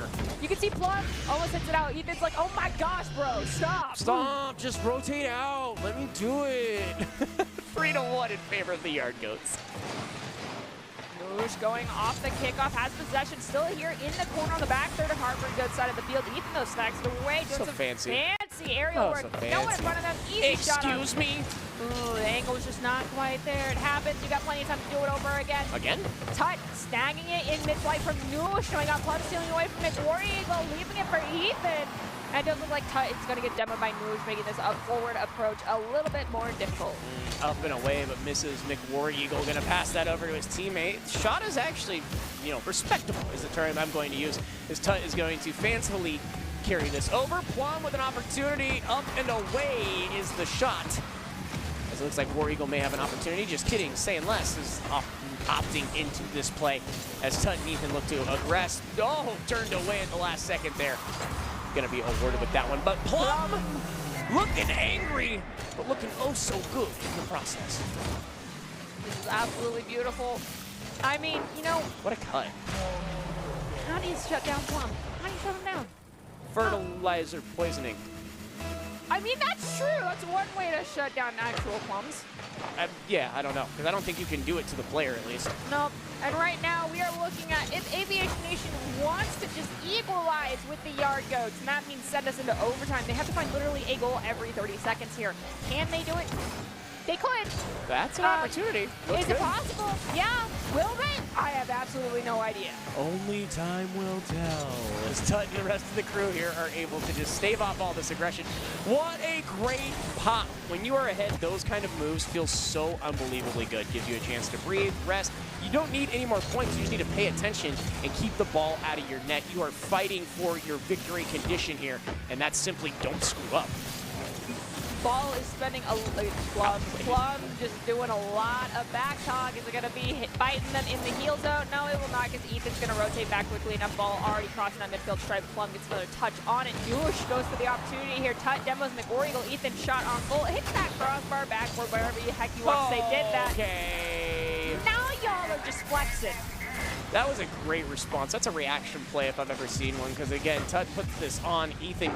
He was on the way back and is able to flick that in. That is an awareness of ball physics that I can only hope to one day have. Same. Right vibes. I get that. Oh, and Ethan's just going to put this one over. I think this might be all of the wind coming out of all of the sails if you're on the side of Aviation Nation. The wind is gone from beneath your wings, if you will. McWar Eagle. See what happens. Ethan clearing that one out. But yeah, that's McWar Eagle looking very, very vulnerable this round. In comparison to what we saw earlier, they're not doing nearly as much work as we saw. I mean, when you have to fight your way through the redemption bracket, the first games can be so taxing, and we have Noosh finding a goal, but 4 seconds left on the clock. At least that's a morality boost. You guys say you tried your hardest and walk away knowing you did your best, but as I was saying, when you have to battle your way through redemption bracket, the first game, you go your hardest because you know this is your last opportunity, but when you start working your way back up through that bracket, it gets so mentally taxing and even physically taxing. So Aviation Nation White, you guys fought incredibly hard. Congratulations on making it as far as you did, but for now, the Yard Goats are going to walk away and continue on. And here we can see things are pretty equal. It wasn't, 18% shots on goal coming out of Aviation Nation this time. They did better. Yeah, but the ones that did go through kind of rang true. So, again, we were talking the stats, not necessarily telling the story. Because, again, it was, 82%, and they only had 2 goals. This one, they're just a little less and somehow scoring more. So, huge moves there from the Yard Goats, and very well-earned victory, if I am not mistaken. Again, they were able to shut down War Eagle. They looked great there for the first little bit, but you could just see step by step, day by day, the Yard Goats just had everything they wanted and then some. Really interested to see if they can manage to keep up the momentum and the scoring that they've done. I mean, they absolutely dominated those last 2 games. Very clearly dominated. Right. I mean, yes, there was mistakes. There was double commits that we saw. There was some unfortunate rotations that were bad, but they did a great job getting in those passing lanes, taking the ball away. They also, on offensive pushes, we wouldn't see it happen, but we'd see 2 players and then just off of somewhere else in the field, there was a demolition that occurred. And so that offensive push was just absolutely solid. It was going to be difficult to shut down. Yeah. If they keep that up, I think they could, completely make it out of this bracket. Right, and then, again, not only would I have to take back my thing about their emblem and the sticks, but it would just be a great resurgence. Because, again, this was a team that we saw very early on in the day. They put up a fight. I don't think we even saw them find their way into the losers bracket. I think that was an off-stream game. But regardless, they are now fighting for that grand final, and it is very well within their reach. Maybe it was all a bait. Is that what it is? Is sandbagging? Little like Rock Lee taking off the weights thing? And then all the clouds of smoke just go 150 feet in the air. Yep. Well, hey, if one Aviation Nation wasn't enough, how about a lower finals with Aviation Nation Red? My name is Aviation Nation Red. You killed my father. Prepare to die. Let's see if it works out in Aviation Nation Red's favor. They want to take down the Hartford Yard Goats. I mean, they just took out their sister team. It is time for vengeance. Can they find it for their fellow teammates? I don't know. That's going to be difficult. I mean, yeah, I could not point out really one. I mean, Ethan and Plum were the dynamic duo. Sure. And then Tut was that sleeper player. I know they're flashy. I know they're pulling off a lot of stuff, but I can do it too. So there's really not a single player that I can sit there and be just make this person not be able to touch the ball and you'll have a better game. And that's the well-oiled machine, if you will. I mentioned that Tut early on was just very flashy, very where you wanted them to be to stop the aggression or start your momentum. Not necessarily a finisher, although they did score a goal in that last game kind of thing. They're kind of that mid-range player. I've got it, or I'm going to set you up for that. And I like to see that. It means you've got three individuals capable of doing what they want. But as you mentioned, Plum and Ethan just firing off shots and finding everything they wanted. Well, we'll have to see if anyone can shut them down. But a quick reminder to everyone that's watching, we have a massive prize pool totaling $1.2 grand. First place gets $600, second place gets $400, third place gets $200. That is so much food. This is how I look at money. It is food for me. So, I mean, that $600 is going to feed me for 2 months, easily. Wow. So, with that in mind, there's a lot of money on the line, and that is why these players are fighting so desperately to get out of this redemption bracket, second lower bracket, call it what you will. For me, it's the redemption opportunity. Someone is going to find redemption and find their way in the grand finals. Right now, we are going to enter the finals, though, for this second chance bracket. Right, absolutely. And again, you mentioned food. Yeah, that's absolutely 600 cheeseburgers if you go to the dollar menu. That's 600 fruit parfaits from McDonald's. That's my metric. If you, it's 600 McChickens. If you're one of those individuals. So I know, right? We're a little bit hungry, but hey, don't worry about it because we do have, again, the redemption bracket finals coming up here again from the Yard Goats and yet another Aviation Nation, this time of the red variety. They used a prop plane. I'd be less apt to take that one to continue our earlier metaphor. All right. I'll give that one to you, I found something worse than Spirit Airlines. That would scare me. Yeah, a prop plane. Could you imagine? Insane. Well, we'll see if they can fly away with a victory, though. And again, they have fought their way to this final. We did not get to see those steps, but that does mean they have a level of skill, prowess, and awareness of this game that could net them into the final. So it looks like, again, the winner of this will be moving on to our grand finals to see how everything unfolds today and who's walking away with 600 McChickens. Or something of that sort. When you say 600 McChickens, all I think about is that episode of SpongeBob where Squidward goes into the Krabby Patty vault and just starts eating all the Krabby Patties. Yes. And he's like, what? I'll blow up? And SpongeBob's like, no, it'll go to your thighs. And then you'll blow up. It's a delicate balance eating 600 of anything, I could imagine. Unless it's 600 chicken nuggies. Very fair. Absolutely. Oof. Don't even get me started. Pretty positive I put away about 150 last night in my watching Lucifer until 2 o'clock in the morning, just down in Dino Nuggets. It's a tango. But anyways, that being said, they are great. I'm just waiting to see what's going on with the teams, what game we'll be jumping into. We just wanted to take a moment to thank all of you guys for being here today, for being with us, because without us, or without you, there is no us. And without the players, there's even further no more us. And so it's a symbiotic relationship, much like Venom. To keep the food metaphor going anyways. Mm-hmm. That's a different type of food I never want to try, though. Yeah, absolutely. I will never take a bite out of my fellow human being. You have my word. You have my word. I've been curious, but I'll never try. But we'll see who takes a bite out of their opponents here moving forward, though. There's just so many games we've had today, and at every point everyone has had a moment to shine, and we're going to actually get to take a look at that here in just a few seconds with some of our replays throughout the course of the day.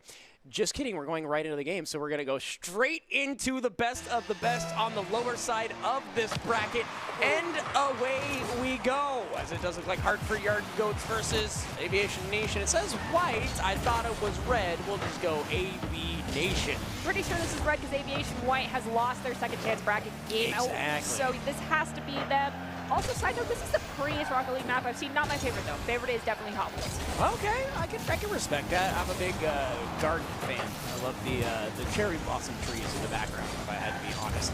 But shots left, right, in between. This one flicked up and over. H3, are you kidding me? Todd, that was scary! Todd, stop! Stop! Ethan, what if you gotta dig this out of your back third? Excuse me. What a great defensive play there. Unfortunate touches from the side of Aviation Nation. Weren't able to net them the goal, but did put Hartford Yard Goats on their backs for just a second. Another opportunity knocked on out of here as Ethan's going to go up for this one, and his crew trying to carry it through. A little C9 fan over here, a little flexy-wexy on top of that as Ethan turns it away, but it's not quite out yet. That one pushed on the backboard, down, and Janky scores. Oh my gosh, earlier when we had those like triple shots on goal and it almost went in off its own, like an attempted clear, but it hit a teammate. Right. That was horrifying. So I'm just glad this one was a clean goal coming out from Janky. That was perfect. I mean, one goal, not that big of a deal. Took about a minute for them to find it. Plenty of time to pull this one back in the Yard Goats' favor. But right now, side control being heavily dominated by Aviation Nation Red. Oh no, everybody just flew at that ball and everybody missed it. All should be ashamed of yourself as this one rolls in, as it does look like Spirit gonna go up here on this one. No correlation to the airlines, but able to push that one through is Tut. Tut now looking to center it up to its teammate. Unfortunately, though, it does look like Ethan's going to get taken out to make it a little bit harder for them to maintain this pressure. Plum takes the shot. There's no one there for the follow, so Plum's going to try and do it themselves. Spirit does the redirect. Tut has an unfortunate whiff. Ethan will now elevate as I believe Plum is rotating into that secondary position. Tut at the midfield. Spirit gets the redirect. Plum, yes, rotated back to that back post. Going to pull it off the back wall. Spirit had a great little flick there, and it looked like that was going straight on in. Now Tut has an opportunity, kills the momentum and goes right. Not exactly what you were looking to do, but I feel like the side of the Yard Goats are trying to, for lack of a better term, like rock the baby to sleep. They're just basically making weird plays, taking weird situations, and trying to run with it. The first person to strike isn't necessarily the one that's looking for the goal. So let's see if they can continue this kind of play style. That's a great little one-on-one play there, but it's going to be turned away by H3, allow for Tut to recollect. Too many touches are coming out from Tut, allowing H3 to calculate, read, and find where they need to touch that ball. And H3 yet again stopping that ball away from Tut. He got the give and the go, but the give and the go finally happens from Ethan to Plum, and Plum to the net. With that, we are tied, one aside. Yeah, absolutely beautiful here. Just an opportunity. Beat the best of the best. Finds the ball before everybody else and finds the right-hand side of the net. So, like I said, equalized with 2.5 to go. And that is huge for the side of the Yard Goats. Got to go up again, and Ethan, again, average name, extraordinary player.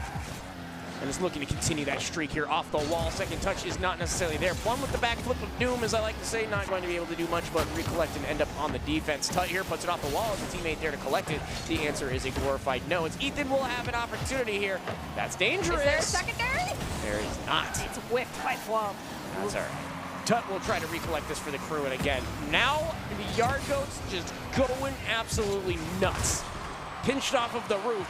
Ethan in and on, but denied by Spirit. Ethan hasn't been up yet. Dumps the ball down from the net. Tut couldn't get in there before the clear happened to go. Plum now in this back corner. Pushes it into that high ceiling. Janky, I think it's a touch on it, but now it looks like Tut has possession. Can they get it around 2? They got it around Spirit, but on H3. Back pass to Ethan. Shot! Beamed into the back of the net. This is disrespectful. This is angry. This is not what you do if you're a ninth guy. Tut rolls it past 2, flicks it off of the wall there. No one was stopping that as it gets buried. And now the Yard Goats go down from down 1 to up 1 in only a minute's worth of time. 1:30 left on the clock now. H3 looking for something here, gonna overcommit. 2 people actually kiss in the air on the same team. Not what you want. Spirit, though, isn't able to get the angle on that H3, looking for something. Ethan. And now it is an open goal scenario as Ethan's going to roll this one up, and that's in. The punishment is like a Hadoken to the no-no zone. That was the chef's kiss of capitalizing on the mistakes here. I mean, both of them are there too. Wow. Perfect. I mean, yes, that was an overcommit on the goal scoring opportunity, but I'm pretty sure the realization that everyone was behind them meant that, like, if we miss this, we are the dum-dums here, not them. So they managed to find that one, putting them up by 2 minutes and 8 seconds left on the clock. Again, they hit the sticks, and they're making it work here as the Yard Goats put that one on an end. Excuse me? How, Ethan? Ethan, what did you eat for breakfast? How big is your backpack right now, my friend? Holy cow! Absolutely disrespectful and just something you wouldn't necessarily expect to happen. Just a huge turnaround, massive clear, wide open net. You've got a minute. That means roughly 1 goal every 20 seconds for Aviation Nation to find us tied at 4 aside. That'll be very difficult. We have barely seen teams hit this 4-goal mark thus far. Today, this afternoon, this evening, depending on where you're watching from. Plum, touch from Plum in the mid. Ethan gets demoed. Doesn't matter, though. LC Spirit finds the shot. Tut's going to redirect it. H3 immediately leaves it. Ethan pops it forward. Jangles setting it right back to the corner, but it goes right to Ethan. Dodged away from the demo and is able to make that save. That would have gone in. Plum is playing a different game. It's called Dodge Car. It's where you try to avoid the oncoming, steaming pile of metal. And instead, that one's put on there, but not going to find much. Plum pushes that one out as well. And you can just kind of feel this one fall away from the side of Aviation Nation. It looks like a family affair as they will fall one aside. And Hartford Yard Goats will pick up this first round in the best of 3. Ball just has to hit the ground. Tut, just let it hit the ground. Oh, Tut wants to flex. I understand wanting to let it flex. Oh, man. That's pretty equal. Yeah, but the scoreline, again, just so much more in favor of the Yard Goats. Just look at how many shots on goal. It seems so weird, the 58-42, and then you look to the left-hand side, and it's like a bunch of pictures. Right-hand side, not as many pictures, but the numbers don't lie. Hartford Yard Goats take the first and are 1 step away from finding themselves in a grand finals, which feels pretty good, especially after some dumb guy sitting on the left-hand side of the desk said, hey, you guys should probably hit the sticks and spend less time on your emblem. And now I got a big old pile of crow in front of me because it looks like they could be headed to a final if they keep this up. I mean, it would be pretty hilarious if they did, and if that does end up happening, I'm gonna say that the SAS motivated them, and that's what they needed. And they shouldn't be upset with you if they end up winning this entire thing because you were the reason why they did it. It's reverse psychology, you know what I mean? It's like you push them and you push them and you push them, but like deep down inside you're like, that's my boy. Exactly. So we'll see if the Yard Goats can close it out, or if Aviation Nation has a little bit of revenge in their gas tank. I want to see if they can do it. I mean, they can put shots in. They've definitely showed us that they can, but it feels like they aren't prepared for the Yard Goats just getting in those passing lanes, taking away those goal-scoring opportunities as frequently as they are. It's the game theory behind it all. You got to get in their heads and anticipate that sort of stuff. Stop taking so many touches as well. I mean, like, that just makes it too easy to read. Yeah, and you kill that momentum. That ball falls right in front of your net. Next thing you know, you're getting scored on. Oh, man, if only I wasn't trying to be so cool. Speaking of so cool, Plum starts it off with an absolute dagger. But it is going to miss and hit the wall next to him instead of the back of the net. Ethan here with Tut on his wings, but it's going to be destroyed as M3 is looking to hit the player, not the ball. Plum slowing this one down for Tut. Tut is going to knock this one to the side. Ethan now looking to corral this one up and over his net. Easy peasy, gets a little flick in there as well. And speaking of momentum, it is now gone. Plum knocks this one out.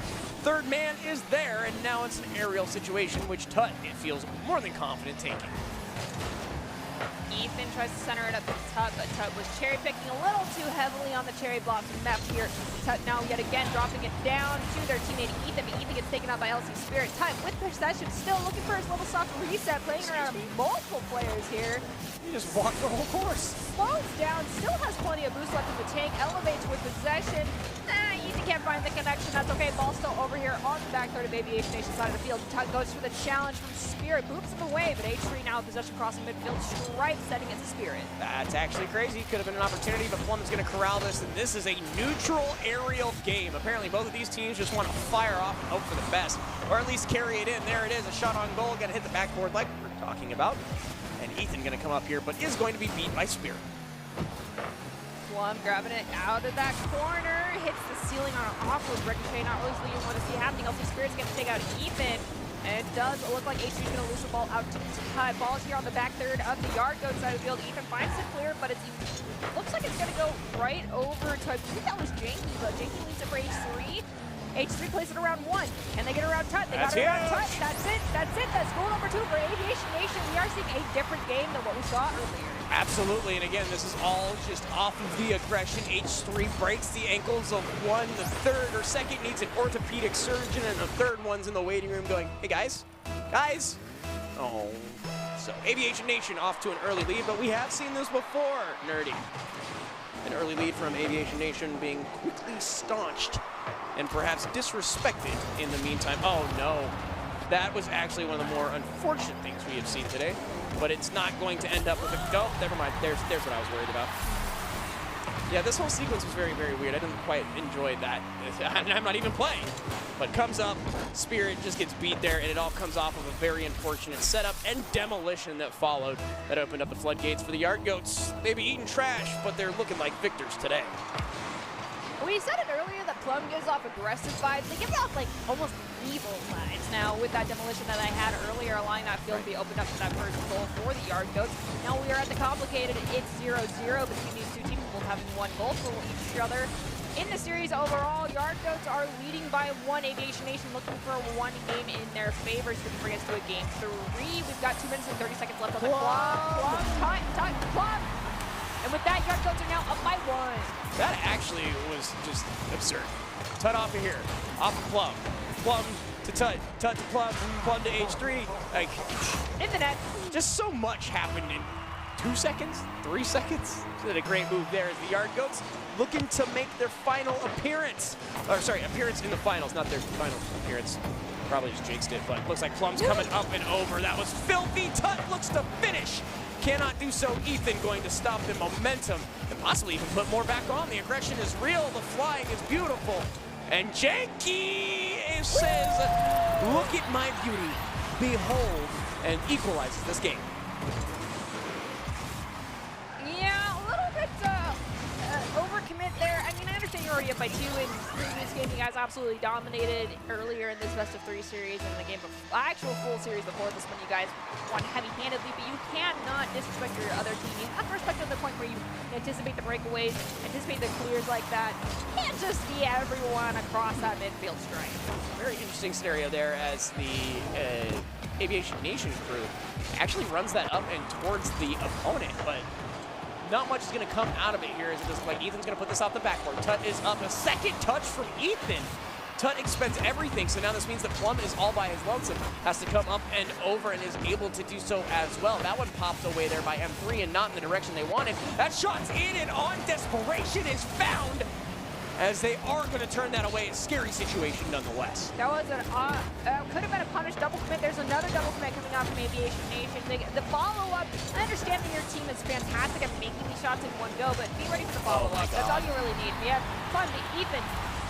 Now with that, I do believe that the Yard Goats are back up by 1. I'm sorry, my jaw is to the floor here because it seems like the Yard Goats don't need a whole lot of material to do something with it. I think they're playing with their food.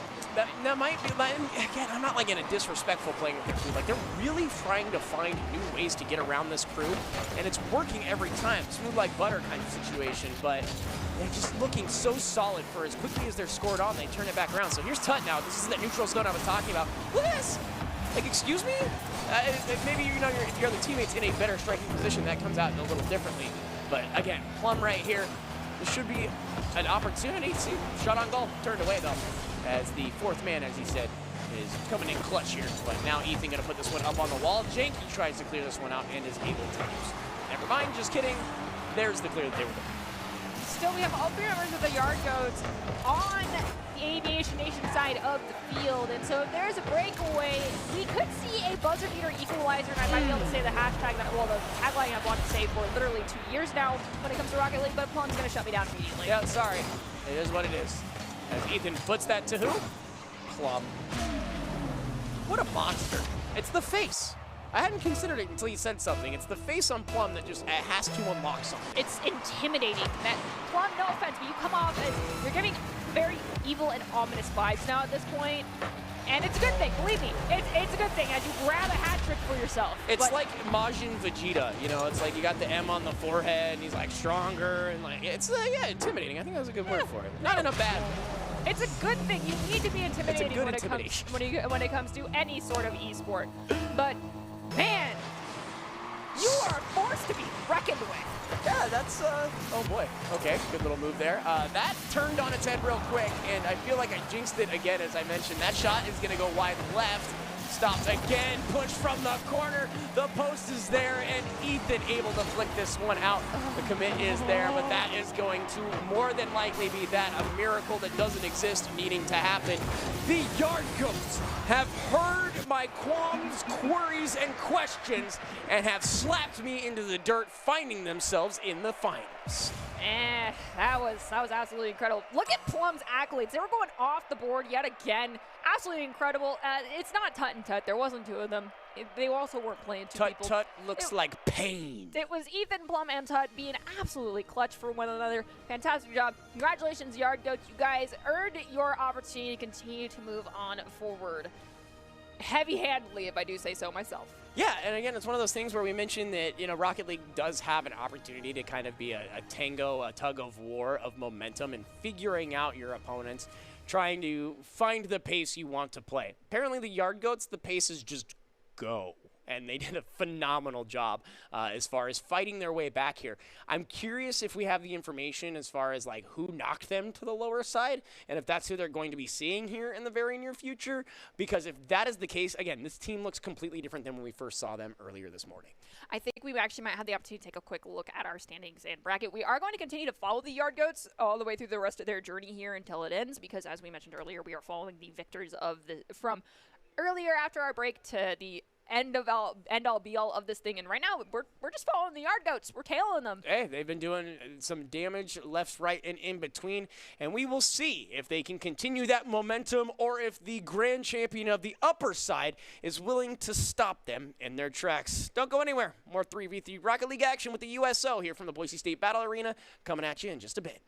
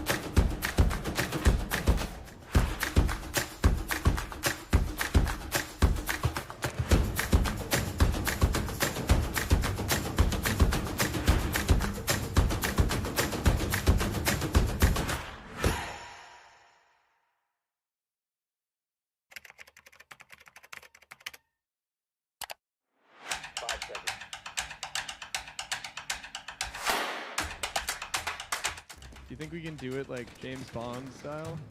Yeah, only one way to champions? find out. Dun dun dun dun dun dun. I made it! I made it! I made it! Yes! Did I get it? Yes! Well done. We killed it! It feels great to be able to give back to the community of active duty and veterans. And of course I went on the USO's channel.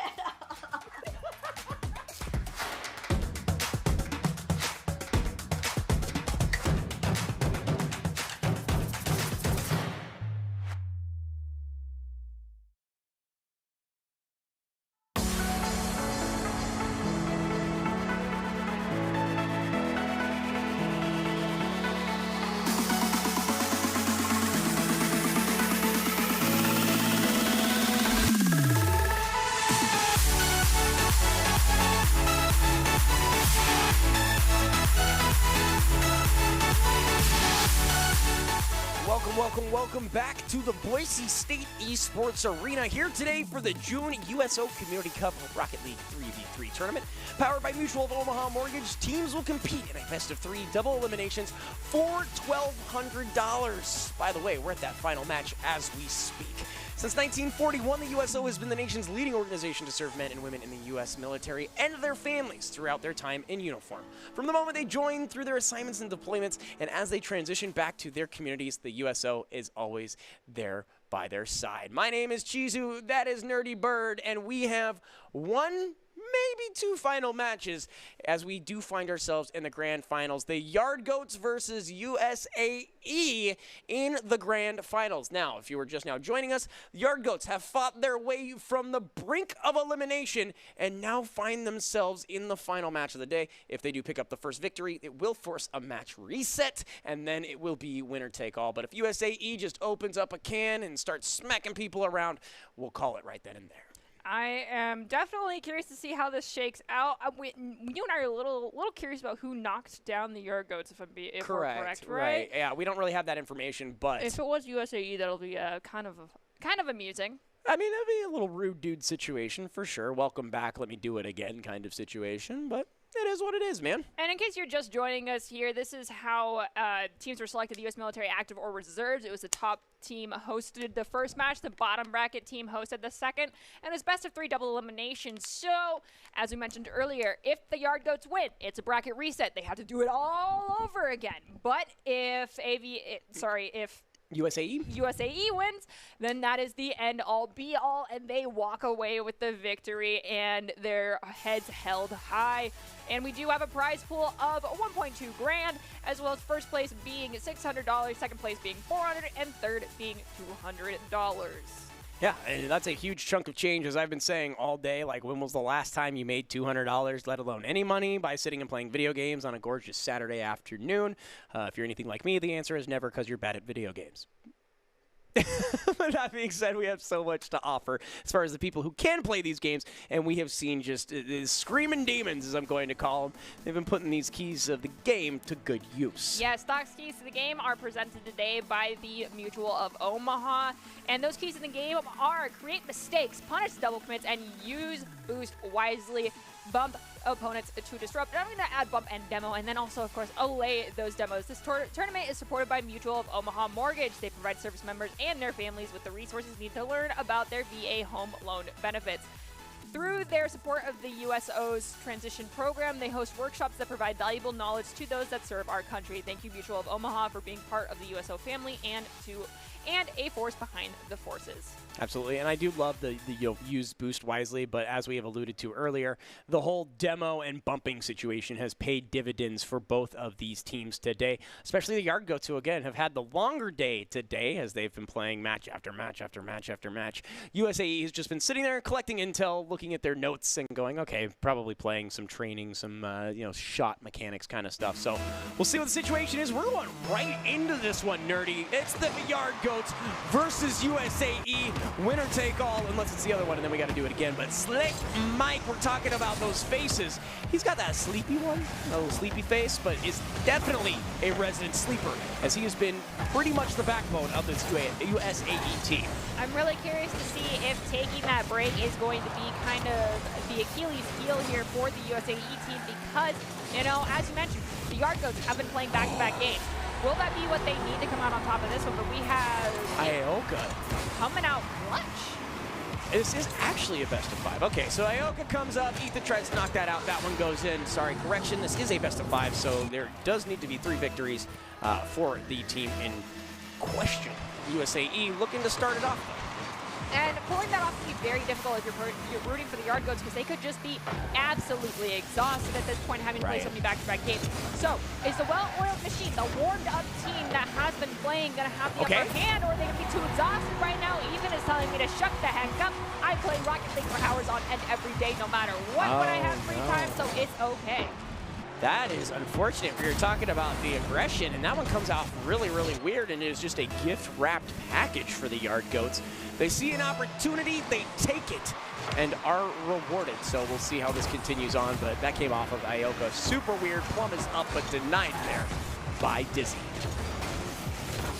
Slick Mike gets challenged by Tut. Aoka goes in to send it right back to Slick Mike. A challenge from Ethan. Aoka and Ethan on the 50-50. Aoka wins.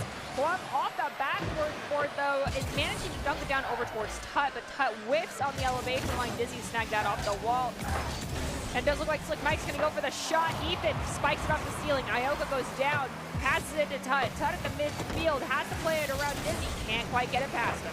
Yeah, Dizzy's actually going to get a second attempt on there. Tut is up. Aoka going to be denied there.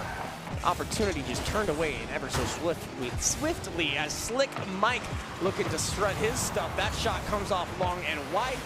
More of a little shovel pass, but is going to go past the net. As that one should be easily turned away there by Dizzy, looking to recollect it. Tut's trying to make a cutoff here, is not able to do so. Plum up and misses. That one hits the crossbar. Slick Mike can't finish it. It is a comedy of errors and tragedy nonetheless, as no one's able to find anything here. Tut is up. Plum's gonna miss that one there because it's turned away by Slick Mike, and Dizzy runs up center. Ball here in the corner on the side of the yard. Goats back third. Can they find the clear? They will. It's going to go down to Tut. Tut is immediately going to be stopped by Slick Mike. Ball popped up right in front of the net. Aoka goes for the huge. Slick Mike. Slick Mike comes in slick. That's goal number 2 for USAE. But Yard Goats only have to find one for themselves in order to equalize this out. That is easy to do so long as they don't let any more go past them. Man, I wish I was as cool as Slick Mike. Hits it up off the wall, lets his teammate rebound it, and just, you know, finishes what he starts. Just see, look at that. I wish I was that good. That's why I'm not playing.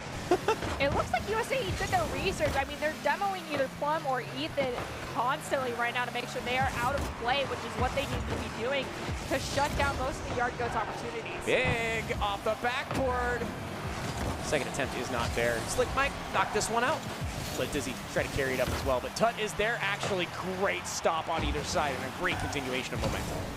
Ethan pushing forward, now looking to go off that backboard. Tries to go for, I believe that was an attempted slippery shot, not quite. Anyway, we have Dizzy now pushing forward. It looks like Slick Mike's going to get a nose on it. Dizzy whiffs it, but the follow-up from Aoka is great. Plum finds the save. Elevation double commit between two members of the Yard Goats. Not punished, but Dizzy's going to snag it up the ground. Aoka going for another opportunity to set it up. Tut finds the clear to the midfield, with Slick Mike coming in for the shot on goal, perfectly centered. All three members of the Yard Goats in one spot. They're not trusting each other right now. The rotations aren't on point. They need to clean this up if they want to find that one goal they need. Huge opportunity, and right now USAE is just absolutely unrelenting here. How many shots are you gonna let them take? There's another one right there. Dizzy on the ball, but it just looks like all of the orange is all up in their net all this game. Another shot is turned away. Dizzy going for another opportunity. Aoka's there. It looks like Ethan's going to go for the challenge. They have it, pushing forward, dunking it down to Plum. Plum's going to hit it off the wall. Crossing midfield stripe now. Dizzy is there. Shot. Looks like there's this awkward Slick Mike bump there. With Plum take out Slick Mike as well. Perhaps Yard Goats did their research too, and we're scouting a little bit on USAE. Plum dunks the ball down towards the net. It is going to be saved by Slick Mike. Ethan goes for the secondary touch, and it hits double whip crossbar. Oh, but the third attempt is denied. But the fourth is good. Okay. It's good. It's good. To a side. But what a sequence. Plum gets denied right there. The two previous shots looked absolutely stellar, but were turned away. It's the fourth time being a charm. Tut scores one. It equalizes this. USAE Yard Goats tied with 56 on the board.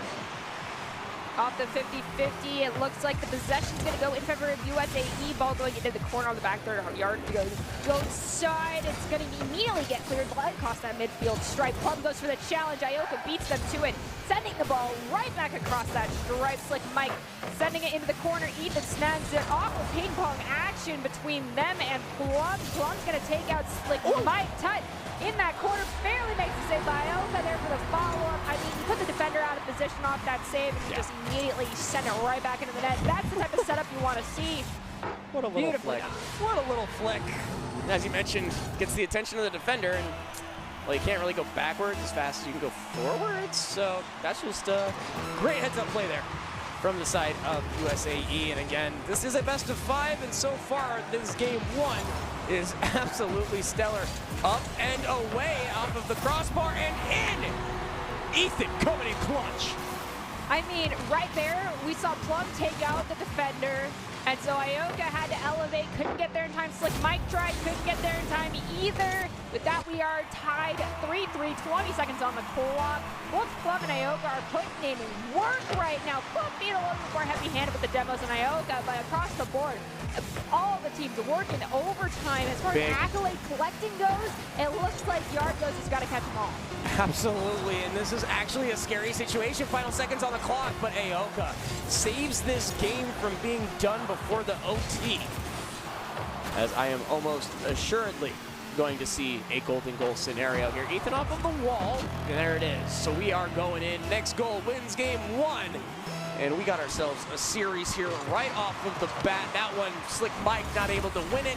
Dizzy is going to miss that one as well, so that means the side of the Yard Goats has a chance. They're going to push this one out, though. Ethan up and slows the roll. But Ioka is going to continue on. Plum says, not this way, friend, as it looks like Slick Mike was looking for a chance. Tutt here in the corner, going to play it forward. He's going to be pushed down over towards Ioka. Ioka is not going to be able to find a clear. Dizzy pushing into the corner yet again, looking for an opportunity to find it clear once again. Tutt now pushing forward, and it looks like Slick Mike got in that passing lane, stealing away, ball to ceiling. Ethan struggles to keep possession, and an own goal situation. We won't talk about it. No, Mike smacked him in the mouth. Yeah, we won't talk about it. We're going to say that was all just Slick Mike. It did not touch you at all. Plum, both the face characters there. Just look, I think the sleepiness versus the angriness won out on that case. And oh no! With that, game number 1 in this best-of-5 series will go in favor of the USAE. What a read. What a look. Sorry, I have this look on my face right now because that's twice that we've seen that now. Of just like, I'm going up to stop it. And then you don't. And then it's in your goal. And it's like 20% your fault. 40% your fault. Okay, it's about 100% your fault. But Slick Mike came in and barreled that one into the goal. Again, he's not there. That play runs out completely different, but it was just kind of a sloppy catch as far as the aerial was concerned. And Slick Mike does Slick Mike things, a.k.a. makes him pay. So first round going to USAE. And this USO tournament is supported by the Mutual of Omaha Mortgage. They provide service members with their families with the resources needed to learn about VA home loan benefits. Through their support, the USO's transition program, they host workshops that provide valuable knowledge to those who serve our country. Thank you, Mutual of Omaha Mortgage, for being a part of the USO family and the force behind the forces. Yeah, big thank you, of course, to the viewers as well, all the people here as far as Twitch chat is concerned, and the players. They have put on quite the show. Again, we saw goal after goal after goal. Like, that was one of the closest matches.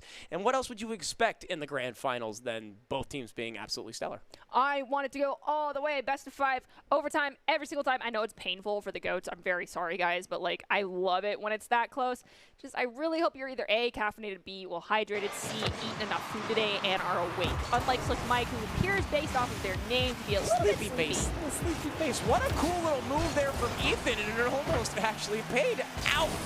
But instead, Tutt's going to have to try to finish this. Up goes Ioka, able to push that one out. Dizzy is there. Plum looking evil, but going to whip on that one. The King Tutt himself puts that one in the corner. As it does appear, Plum should be able to corral this destruction derby, baby, as the demo is going to come on through. Dizzy picks up that big boost and should be able to help his crew. That was scary as bleep as Slick Mike rolls that under 2 players. He's putting it in for his teammate and is denied and rejected like a bad kidney. As it looks like Tutt here going to be looking for something, but be found wanting as Mike pushes forward. Ethan off that corner sends it right back to the back third of USAE's side. Looking for an opportunity to dunk it down to Tutt. Instead, it's going to go to, I believe, yes, Plum shot on goal, saved by Dizzy at the last second. Ball still not out of here, out of the back third just yet. Volleyed across the midfield stripe. Ethan elevating, looking for Plum. Finds Plum, but Plum finds Ethan's car. So with that, it's going to automatically roll back towards the Goat side of the field. Ioka dumps it down in front of the net. There's a save from Plum, sent to the midfield stripe. Oh, they just got beat there, and Dizzy's now on the weird angle, but is allowed by his teammates to recollect himself. The question is he going to be able to push this one out? It looks like he has found an opportunity as Plum going to push this one back. Dizzy looking to stop it. That ball's not even moving. Just rolling back and forth. Here we go. That shot is huge. Turned away by Tutt. Ethan coming back here on the 3rd post, or the 3rd man. But that one pushed forward there by the rest of his crew. Slick Mike looking to push this one forward. It's crossed at a dangerous angle, but no second man to be that hat. Tutt sniping that ball away from Ioka. Now, Oh, the angle. You can't bend it like Beckham from right above the net. Well, yeah, you really can't. That play right there was so sketchy and so dangerous, and the return was even better. I was actually left speechless, which is a very rare thing for me. Ioka off the left-hand side of the wall. Slick Mike lying in wait, looking for his chance to strike. This is it, but gets a little bit too excited. Is going to miss that one by just a little bit, but Dizzy should be able to buy his team some time, and by time, I mean that shot turned away by his individual Ioka. Ioka and Dizzy colliding with one another. Need to make sure they're not doing that because that could hamper your team's progression here going forward. We are past the 2-minute 30-second mark. No goals have been scored. We've seen a lot of risky plays. We've seen a lot of double commits. We've seen a lot of teams hit each other. I mean, by that I mean their teammates. Wait a second. Let's see if they clean this up. Ball spiked down. Stop by Ioka off the back wall. Can't find the punish. follow-up. Slick Mike going forward. No pressure, but Ethan finds the save. That was so disgusting and almost worked out. He just had one more second of patience that might have gone in. The flick was denied. That shot stopped in its tracks as Dizzy will be turned away. Slip Mike off the wall, just, watching, seeing what his teammates are doing as this one is going to go up. Too far to the left, too high and above, as Ioka feels pretty confident pushing this one through. Again, 0-0 with 1:30 to go. Absolutely opposite of what we've seen all day. I mean, if you look at it from the perspective of soccer, that's a good game of soccer. Right. As we push forward now with, I believe that's Dizzy. Yes, looking to dunk it down towards the net. Saved by Tut. Ball to the mid where Ethan was perfectly waiting. Hits the back wall, but can't find the direct perfect at the net. Ball going to the back third of the yard goes side of the field. Now, Tut has it going off that back wall yet again, but has no teammates. Can they make this work? They cannot. Slick Mike finds a save and gets the save medal for themselves. It's like they're playing a game of 500. Whoever can catch the ball wins. That one goes up and over. Ioka gonna save that one as well. This one just spiked into the middle of the field. Looks like Ioka once again going to be able to corral this for his crew. That shot angled very weirdly, and Tut finds the net. The Yard Goats are alive and with the lead.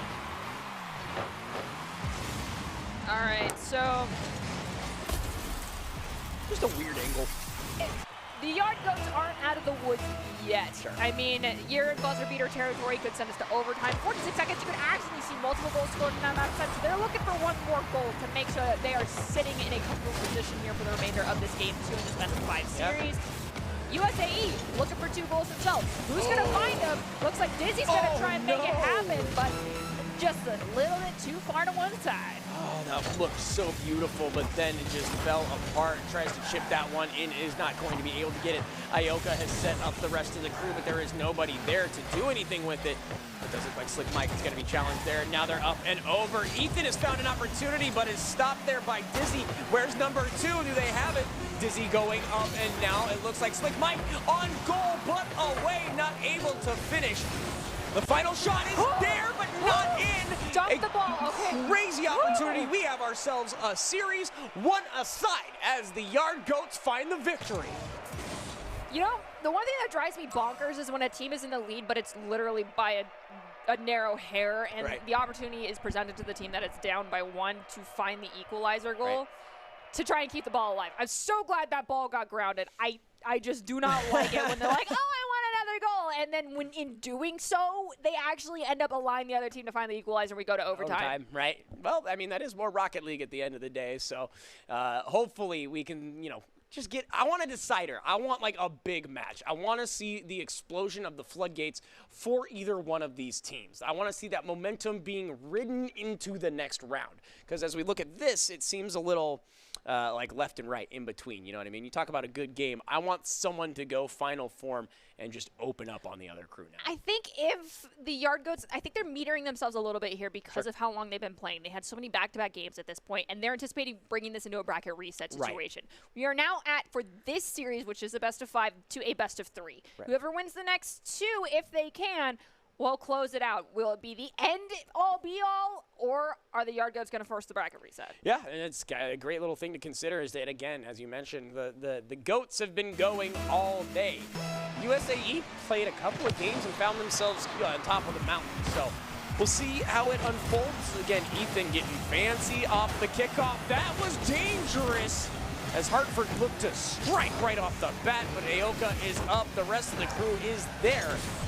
Does look like Mike will be able to put that one away. Just kidding. Plum going to carry this one through as well. Immediately beam to the corner here, and Dizzy off that corner from Aoka. Got to find the first goal, and I think that was the fastest we've seen a goal scored here between these two teams thus far. At least in this series, for sure. Just absolutely textbook. Finds an open man. Defense is not in position. And that's going to be a easy peasy, freezy goal with 4:37 left on the clock. 23 seconds to find the first goal. Definitely very different than we saw in the first two games. Ethan now looking for one themselves with a challenge from Aoka. Cannot be beat. Dizzy pushing forward now. Ball gets set to the side. Two whiffs from the yard goats. Allows Aoka to find goal number 2, and USAE has come alive. It's like I asked for this to happen. This is like my doing by challenging someone to just kind of go peanut butter banana sandwich crazy. Again, 2-0 is not necessarily a blowout with 4:20 still left on the clock. Feels like any team you call out immediately responds. I think we just need to stop. I want both teams to have fun. There we go. That shot is turned away there. Ethan looking like he's having a good time. That shot as well going to be turned away by Aoka. As Dizzy looking to make something happen here. A little bit of a flip reset, or sorry, a half flip set. As Aoka is going to be pushing. Tut now goes to center it off the backboard. Dizzy whips it on their elevation. Ball sent to the side. Slick Mike pushing forward. Plum's going to elevate. Whip it again. Slick Mike takes out the defender, but the ball is already been redirected across the midfield stripe. Dizzy sending it right back to Slick Mike. Ethan gets in that passing lane. Ball popped up by Aoka. That looks like Plum's going to turn it around again. Actually, very, very dangerous there for a quick second on the side of the Yard Goats. They kind of just fed that one over. Thank goodness they were able to respond in kind. But USAE already up 2, looking to make a name, and they only have to win this one series. I can only imagine how exhausted the side of the Goats are. You play 10 games of Rocket League, it takes quite a bit of time. You continue to try to fight out of the Grand Championship. You are destined to make mistakes, and that one is a good mistake, as it looks like they do have some aggression here to work with. Looks like Dizzy's going to force forward. Tut's going to try and boost them around, allow Ethan to cut in. Ethan now has to beat Aoka to this ball. Can they? They will not. They will also snag that boost. Ball's been sent to the other side. Still here on the USAE side of the field. Looks like Plum got a nose on it. Dizzy did as well. Aoka goes for the clear, crosses midfield. Plum sends it to the back wall on their own side of the field. Risky play. Does end up working out. Ball crossing midfield stripe. And it's like Mike, the powerhouse, the double demon. The demon on 4 wheels. Had possession for a moment. Tut, though, elevating. Has the ball. Leaves it for Eden. That was a beautiful pass. Plum, though, can't reach it in time. And Slick Mike with a great response has an opportunity. Puts it in! Dear Diary, today I was gifted an opportunity. This is it. And again, Slick Mike off of the defense finds the top left of the goal. Somebody was there, just not able to get up and forward quick enough. USAE up 3-0 and looking so fancy while doing so. There's a beer here that Aoka gonna go up, gonna flail around for just a smidgen of time. Tut pushes the ball into that corner, trying to center for a teammate, but all 3 of them were unfortunately in that same corner, and yeah, I'm gonna leave it with the I'm just gonna keep doing it, ready? Oh no. This is not what we want to see. I mean, if you're on the USAE side, it's exactly what you want to see. Someone that's asleep at the wheel, you know what I mean? Driving off the cliff, you know, running up that hill, as they say. Because it looks like Slick Mike gonna put this one on. Tut pushing it up. Nice little move there. Ethan waiting in the wings with his best Miles Morales impression.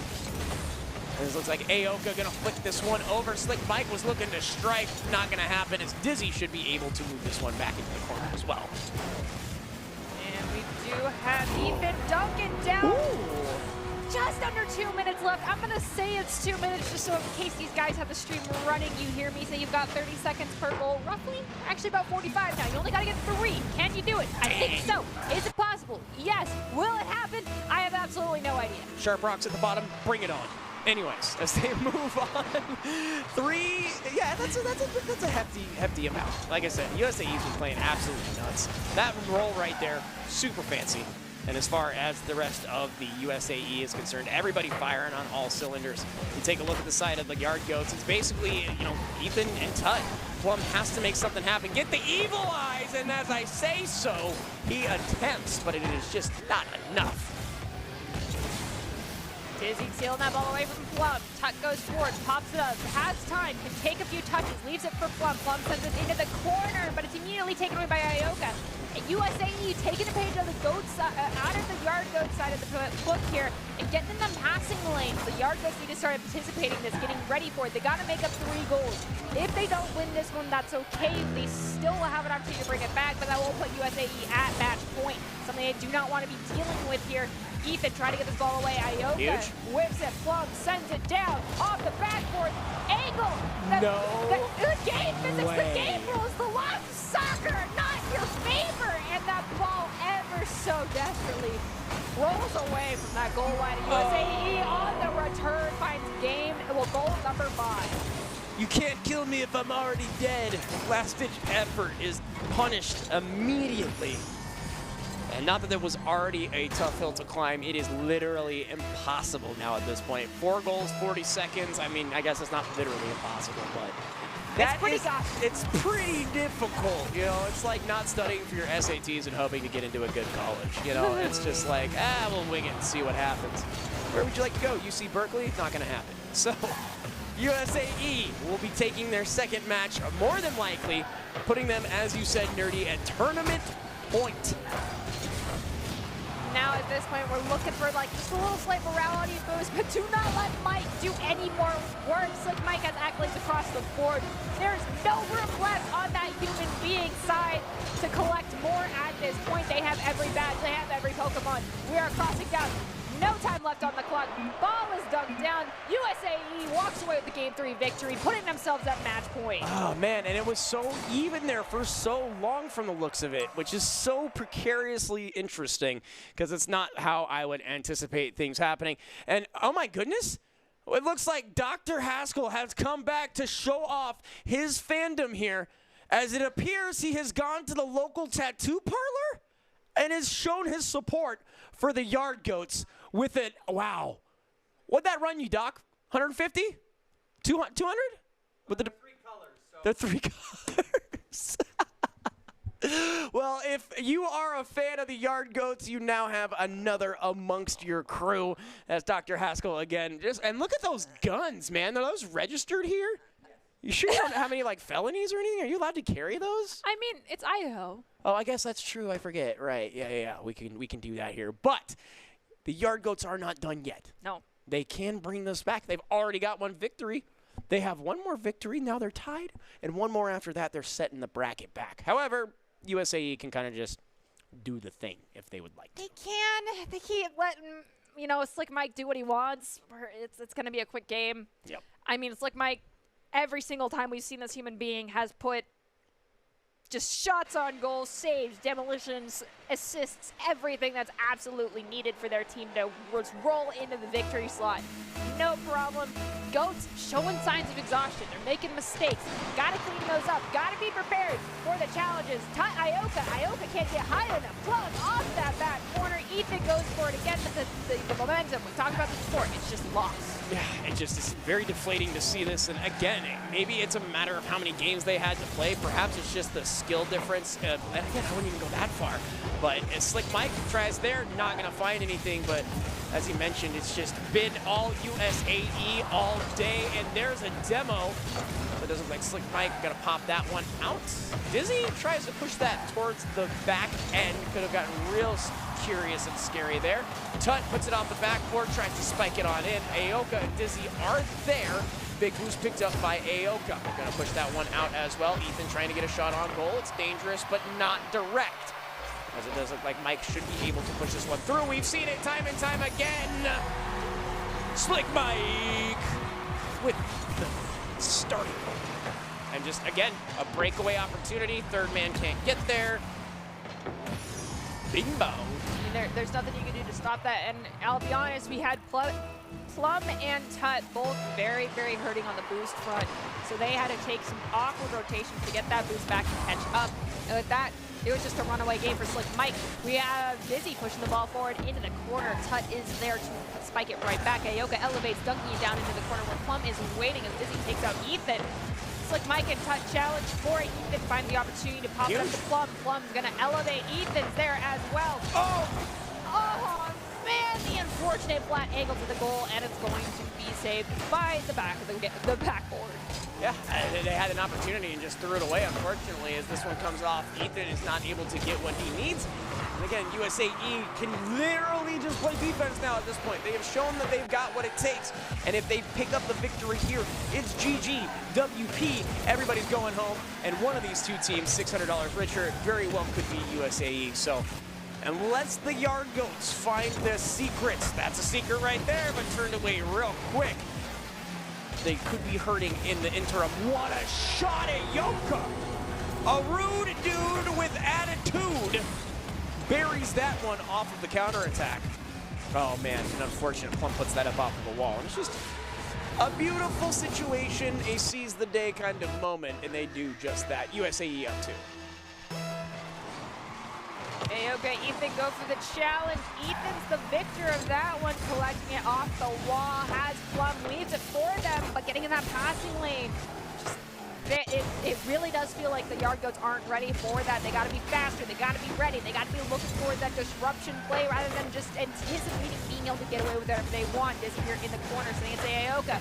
All three members USAE are back here, though. Slick Mike rotating back, ensuring that goal is not left wide open.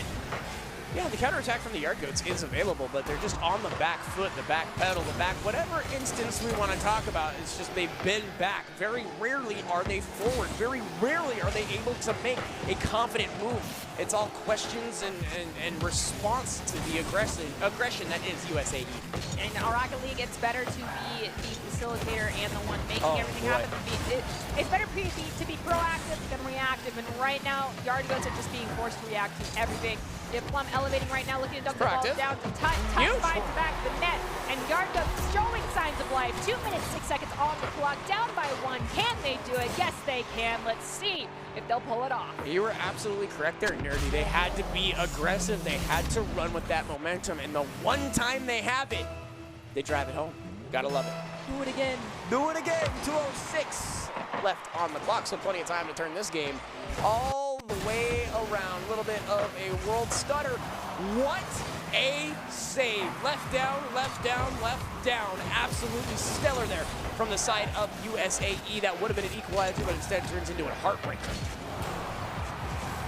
Off the backboard, Plum takes out Aoka. Dizzy takes out Ethan, so we're equal as far as manpower goes on the field. Dizzy pushing forward, tries to be stopped by Ethan. Plum tries to rotate to get in there. Wow. Mike takes out Ethan, so it's just a bloodbath at this point, trying to make sure everyone's just losing power on that field. Plum sends it to the corner. Aoka's waiting. Aoka dumps it down. Gonna get it past nobody as Tut snags it away. Yeah, great move here. They need to capitalize on it, but instead are stuffed down. Aoka looking to get fancy. Nice little flick. The elevation's there.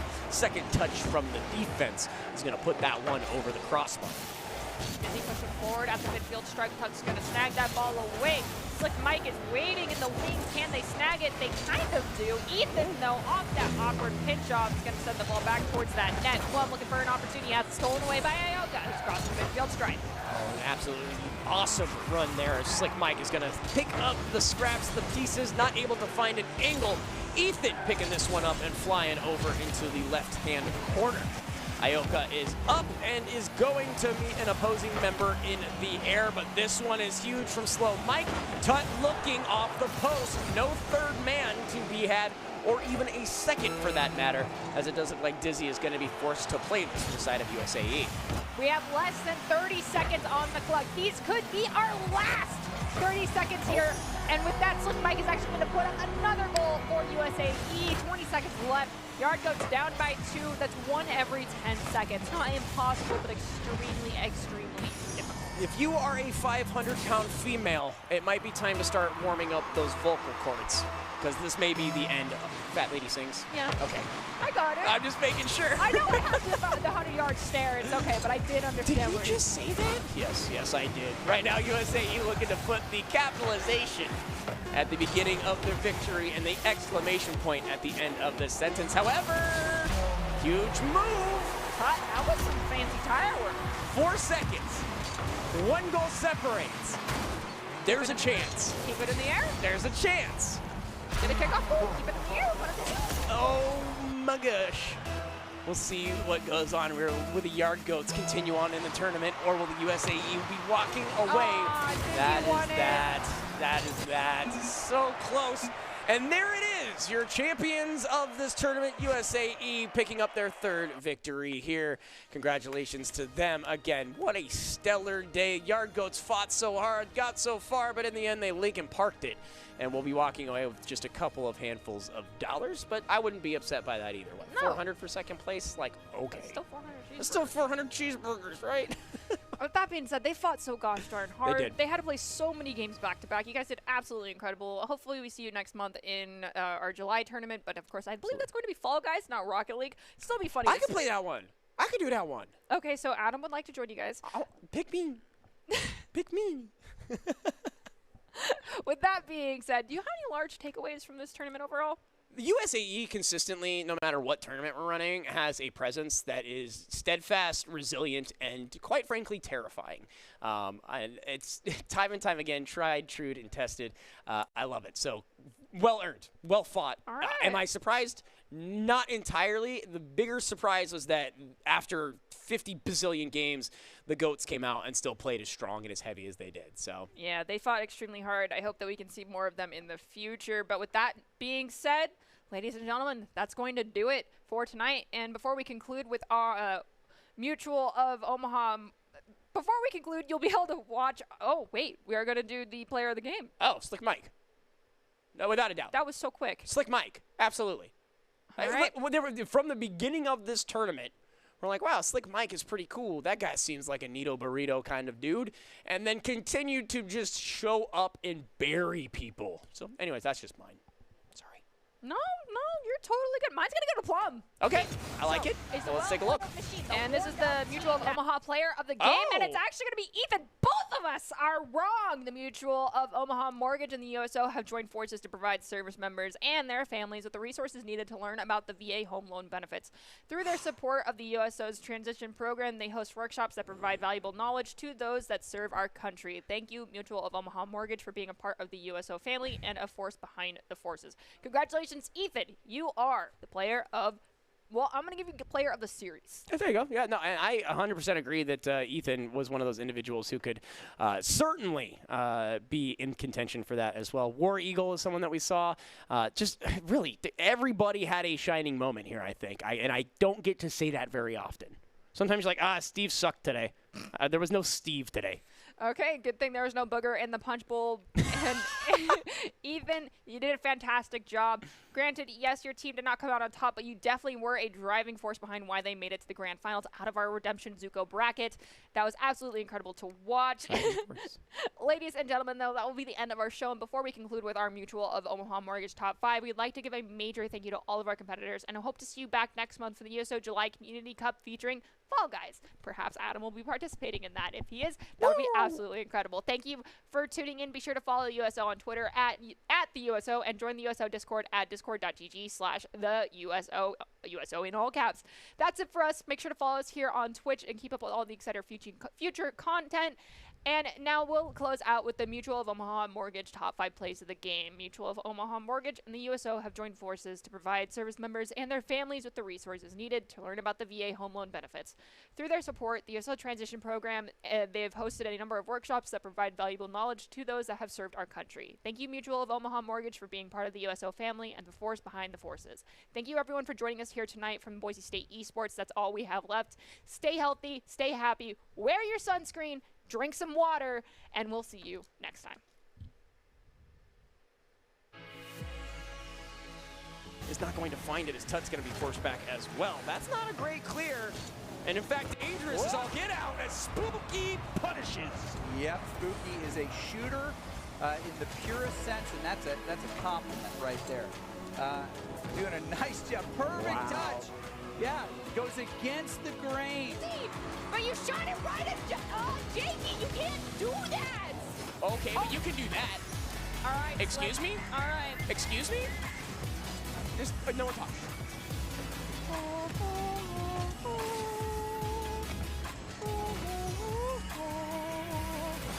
So rosters, let's see how they shake out against the Aviation Nation white team. You need to watch out for Tut. We were singing the praises of War Eagle. Never mind, look out for Ethan. 22 seconds are what? This dude is sniping. Watch this. What a great little turnaround, and it comes off just perfect. You could not ask for a better situation. Easy to get back. Shot. Oh, Spooky can't quite get there. Oh, another shot. This is looking good. Huge. This all fell apart because of the offense here. Spooky puts this up, so now this net is open, but you see the individual Plum tries to come on in there. Spooky's in his way. They are not able to turn AE. They're going to continue on now, push their counterattack, and little 1v1 play here. Nice little push, nice little bomb. It's huge. USAE is back into it. What a play. Equalizer by Dizzy, getting it centered there. Nice little touch. He doesn't get the credit for it, but I just call that Dizzy shot. Yeehaw in